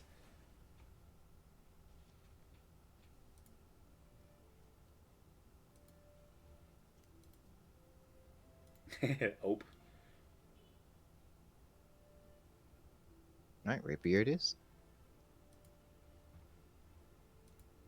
On guard. Okay. Oh, and there that goes. 30 to hit. Hell yeah. Just so you know, Holy shit. you got a crit. Just so you know. Jesus, I didn't roll that. She Yeah, did. So that's she. fucking She rolled it Yeah. herself. Damage. Okay. Yeah. With that, as this creature like strikes towards Gamesh and then strikes into you, um, you see Gamesh goes and like takes his lumberdoom and goes to strike it back, catching the shield of this creature.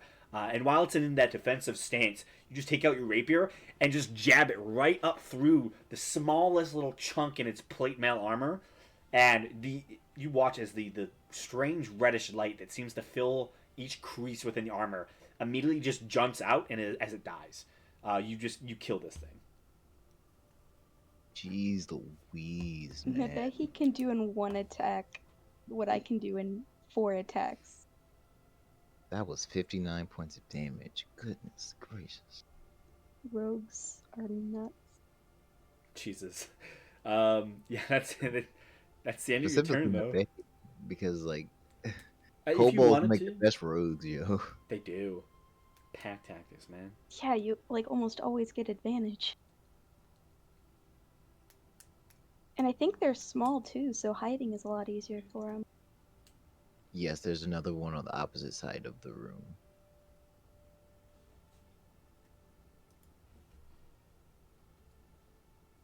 Okay, yeah, Alright. you can easily duck behind one of the pillars. Go ahead and make a stealth check.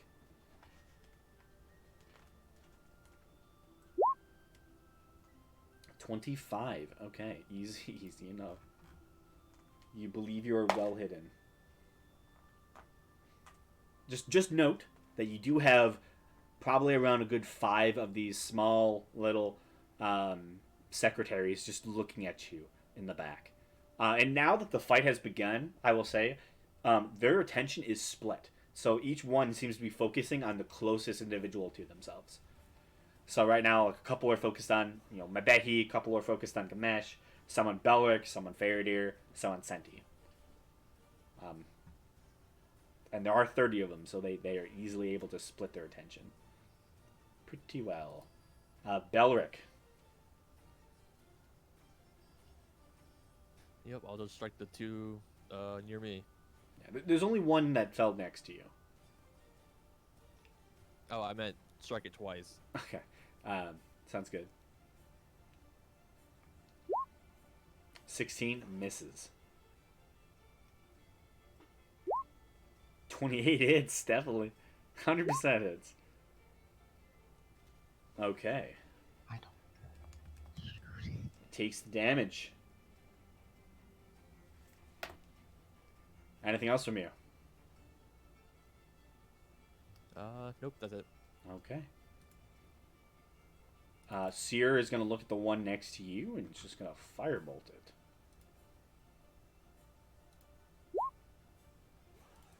Hits?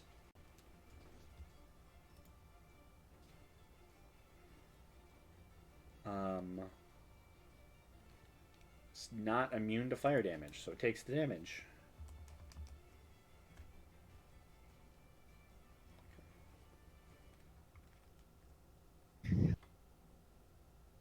After Seer, Olin goes. And he's gonna. He saw Firebolt work. He's gonna save his spells for something better. He's gonna roll to hit. That's definitely gonna hit. Yeah, that is 26 to hit. So, it's a nice little Firebolt action as well. He is not as high level of a wizard, so I don't think he gets as much damage. I need to remind myself when the damage hits. 5th level? Okay, so he gets 2d10.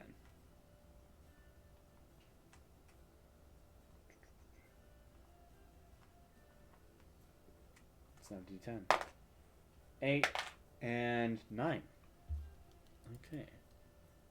17 points of fire damage. It's bloodied. You see its form is weakened.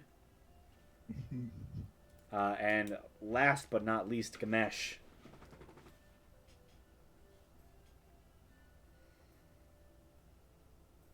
Where the fuck were you guys the last time I fought these damn things? I just use Terran Fist. Okay. Easy enough. It's within range. It's only like 20 feet away. Yeah. Oh yeah, I had ASIF last time we fought these. Yeah. Oh my gosh, if I could hit anything. Jesus. Yeah, it streaks and just slams against the well-made walls of this chamber. Yeah, you guys got it, whatever. I don't even care right now. Faradir. Okay, I will attack. Okay. Am I still flanking? You would have to run to the other one because the one I think next to you was killed. Yeah, I'll do that. Yeah, easy enough. And I would say you can. Honestly, yeah, you can flank with Belric because he's kind of standing off to the left of the doorway and it's standing right in the doorway. 17 misses. Fair to miss. Sad. Yeah, with that plus 13. 29 hits, though. There it goes. Jesus. 20. Ah. Oh, goodness. Here we go. 35.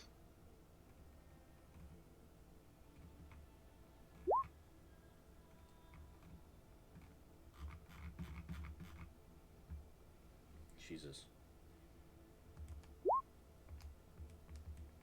48 Damn. Yeah, with that last attack, it is enough. Faraday just goes wailing into the side of this creature. The first one strikes the shield, but the rest find true marks, and suddenly it collapses into a suit of armor on the ground.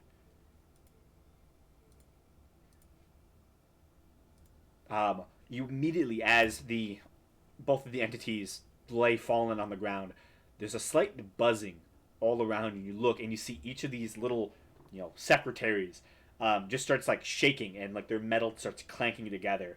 Um, and they can't speak, but clearly they're showing some sort of emotion of like maybe they're upset that this happened. But you see they like do that for a second, like keep looking around, and now like whereas before their vision was like clear and focused, now they're just like switching their view, like looking between all of you.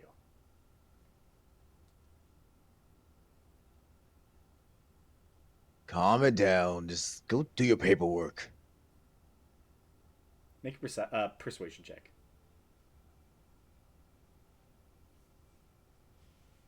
I can finally. Is this the first time I'm rolling persuasion? Maybe 18. Slowly you begin hearing the buzzing stops, and you see they look at the piles of paperwork because it's like a steady stream. Like every couple of moments or so, they get a piece of paper, and you see like they all start just doing their paperwork again, putting it on the large excess piles of just old paperwork, and they just start trying to catch up.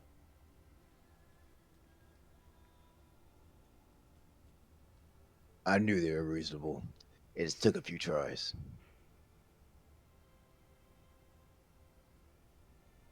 Yeah. So the door is currently unlocked next to you.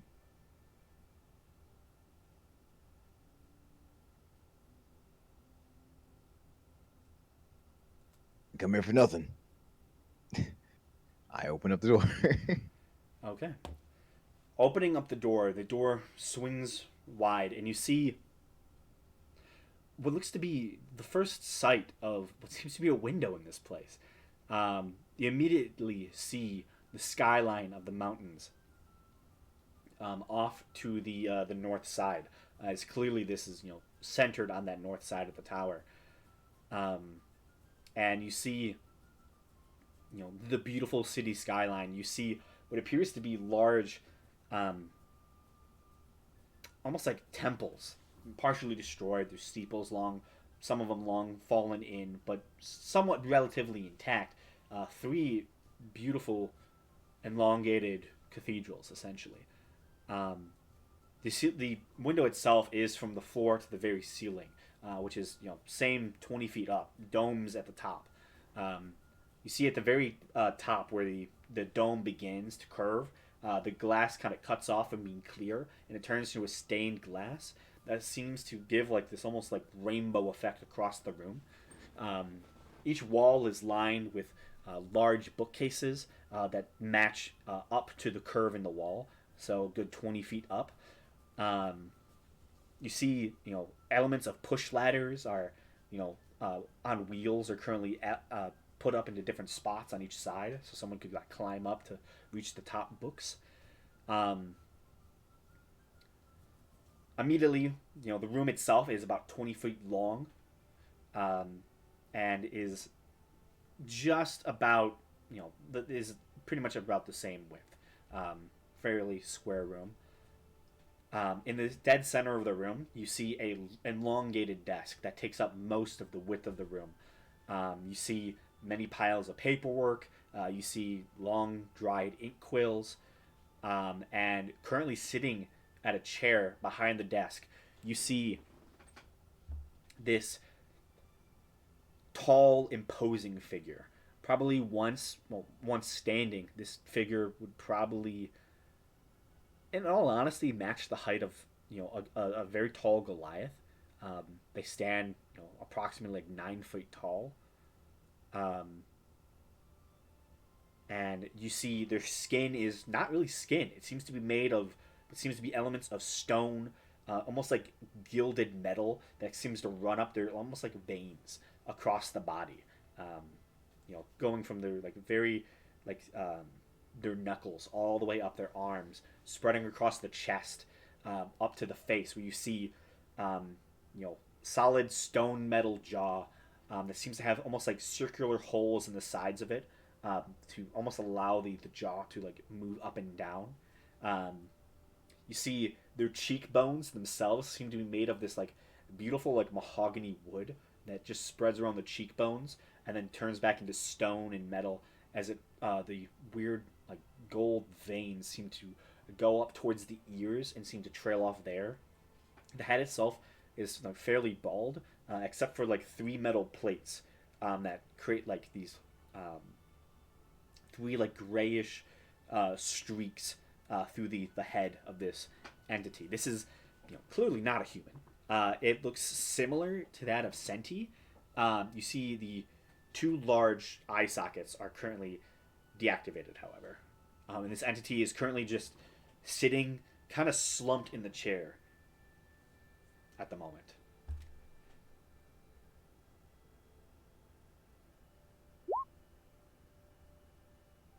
Okay. Senti kind of like seeing this sight, um, not even noticing her approach. You just feel like a hand on your chest, Ganesh, as you see Senti just pushes past you into the room.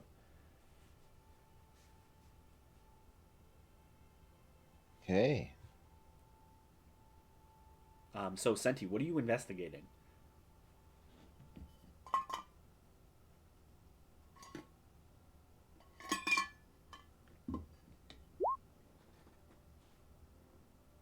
Okay. You begin to walk up toward the desk. Make an like what are you investigating about this entity? Like, you know, what are you trying to glean from this?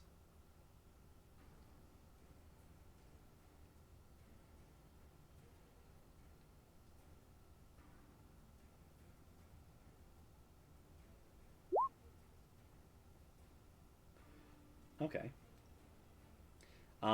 Make an investigation check.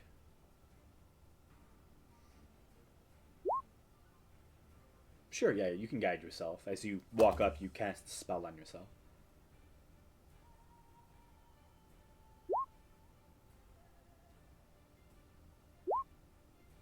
Okay. Not bad. Not bad at all. So, with a 16, you walk up um, and begin to look over this entity.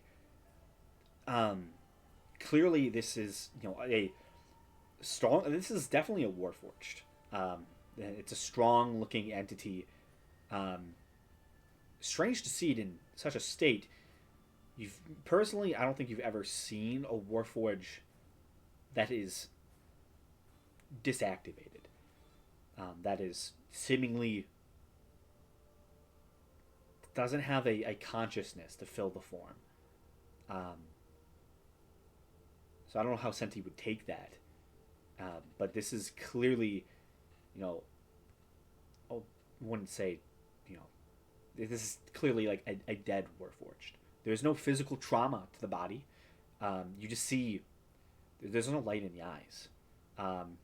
This is not dissimilar to yourself, though. Um, like your base form, whereas you have a lot more wood in your design, this entity has some elements, like the cheekbones are clearly made of wood, but most of this is a metal stone warforge, and gives off the air of a more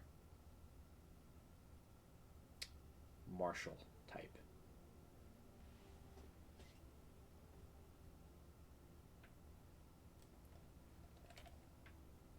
Oh man. Hey guys, I hate to do it, but I think I gotta hop off. I'm falling asleep. Okay. Yeah, we can. uh, Yeah, we can end the session here tonight, I guess. Um, um, I sent you in your investigation. Do you touch this warforged at all? Just a question.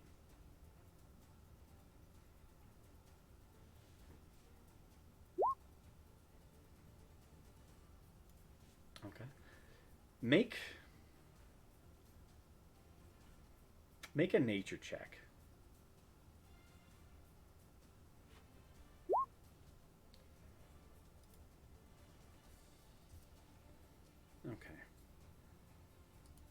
As you are in doing this investigation, you do happen to put your hand on the Warforged, kind of like tracing like the gold lines across its body, and you feel a strange, almost like pull, um, from whatever that source of magic that is within you. Do you accept the pull?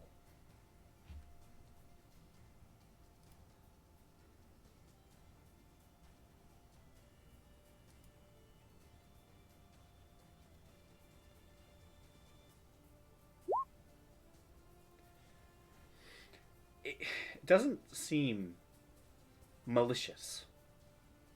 It just it's something about your energy.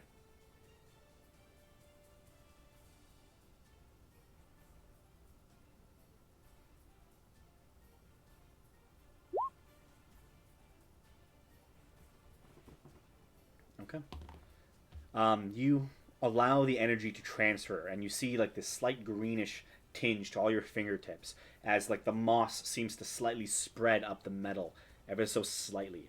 And you see it begins to form these thin little vines connecting different parts of the metal structure, and almost like a slight crawling effect as the vines seem to reach within the design of the entity, going in through the neck, and other small little joints, until suddenly you see like a slight flash of green in the eyes, and then another flash, and then suddenly the eyes light up this vibrant, dark, deep green, and you see like a slight twitch to them, and then they blink. You see the mouth moves and the jaw shakes. You see the entity doesn't fully speak yet, but you see they test out their jaw for a moment.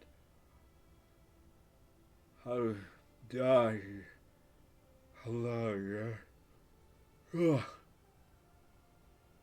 Hello. Who are you? And we'll end the session there. Ooh. As seemingly Senti somehow brings to life a Warforged. Ooh. Yeah. Plot twist: Senti is a god? Here to beckon all her Warforged brethren. Oh. Senti's been a dictator this entire time, building an army. I mean, Really? definitely can build an army if you want to. Like I said, we gotta Wait do an until evil. they get awakened. Like I said, that's why we gotta do an evil campaign. We can take over all of these continents, guys. Hell yeah! If We you can. if you do it, let me know because you know, if you guys need an evil army, putting you against the other party, they have currently they have like a tenuous alliance with a horde of grung, so I'd be tempted to see that battle go down. Senti's undead army versus hordes of grung. That'd be great. Right. Something majorly bad would have to happen for Faradir to enter her evil arc. Oh yeah, to go full blown evil. Yeah, it would take a lot. I don't It know. would. Gamesh Like the is second Zarin most seems like a bad morally guy. complete person here. Gamesh at really at his worst is more just apathetic at his worst. Yeah. Uh, but It it wouldn't has been take much to a make a case of evil. blast, She just has to think she's doing good. right? And she's one of those villains. You kind of understand what her point is. Isn't that what all villains are? People who think they're doing good. Everybody's the main character in their own story. Oh yeah. Uh, but all right, guys, it's been a blast. Yes, it has. Have a good night. Thanks for playing tonight. Of course, of course. Yeah. All right, Yeah. everybody, take it easy. You too. Yep. Good night. Yep. Good night.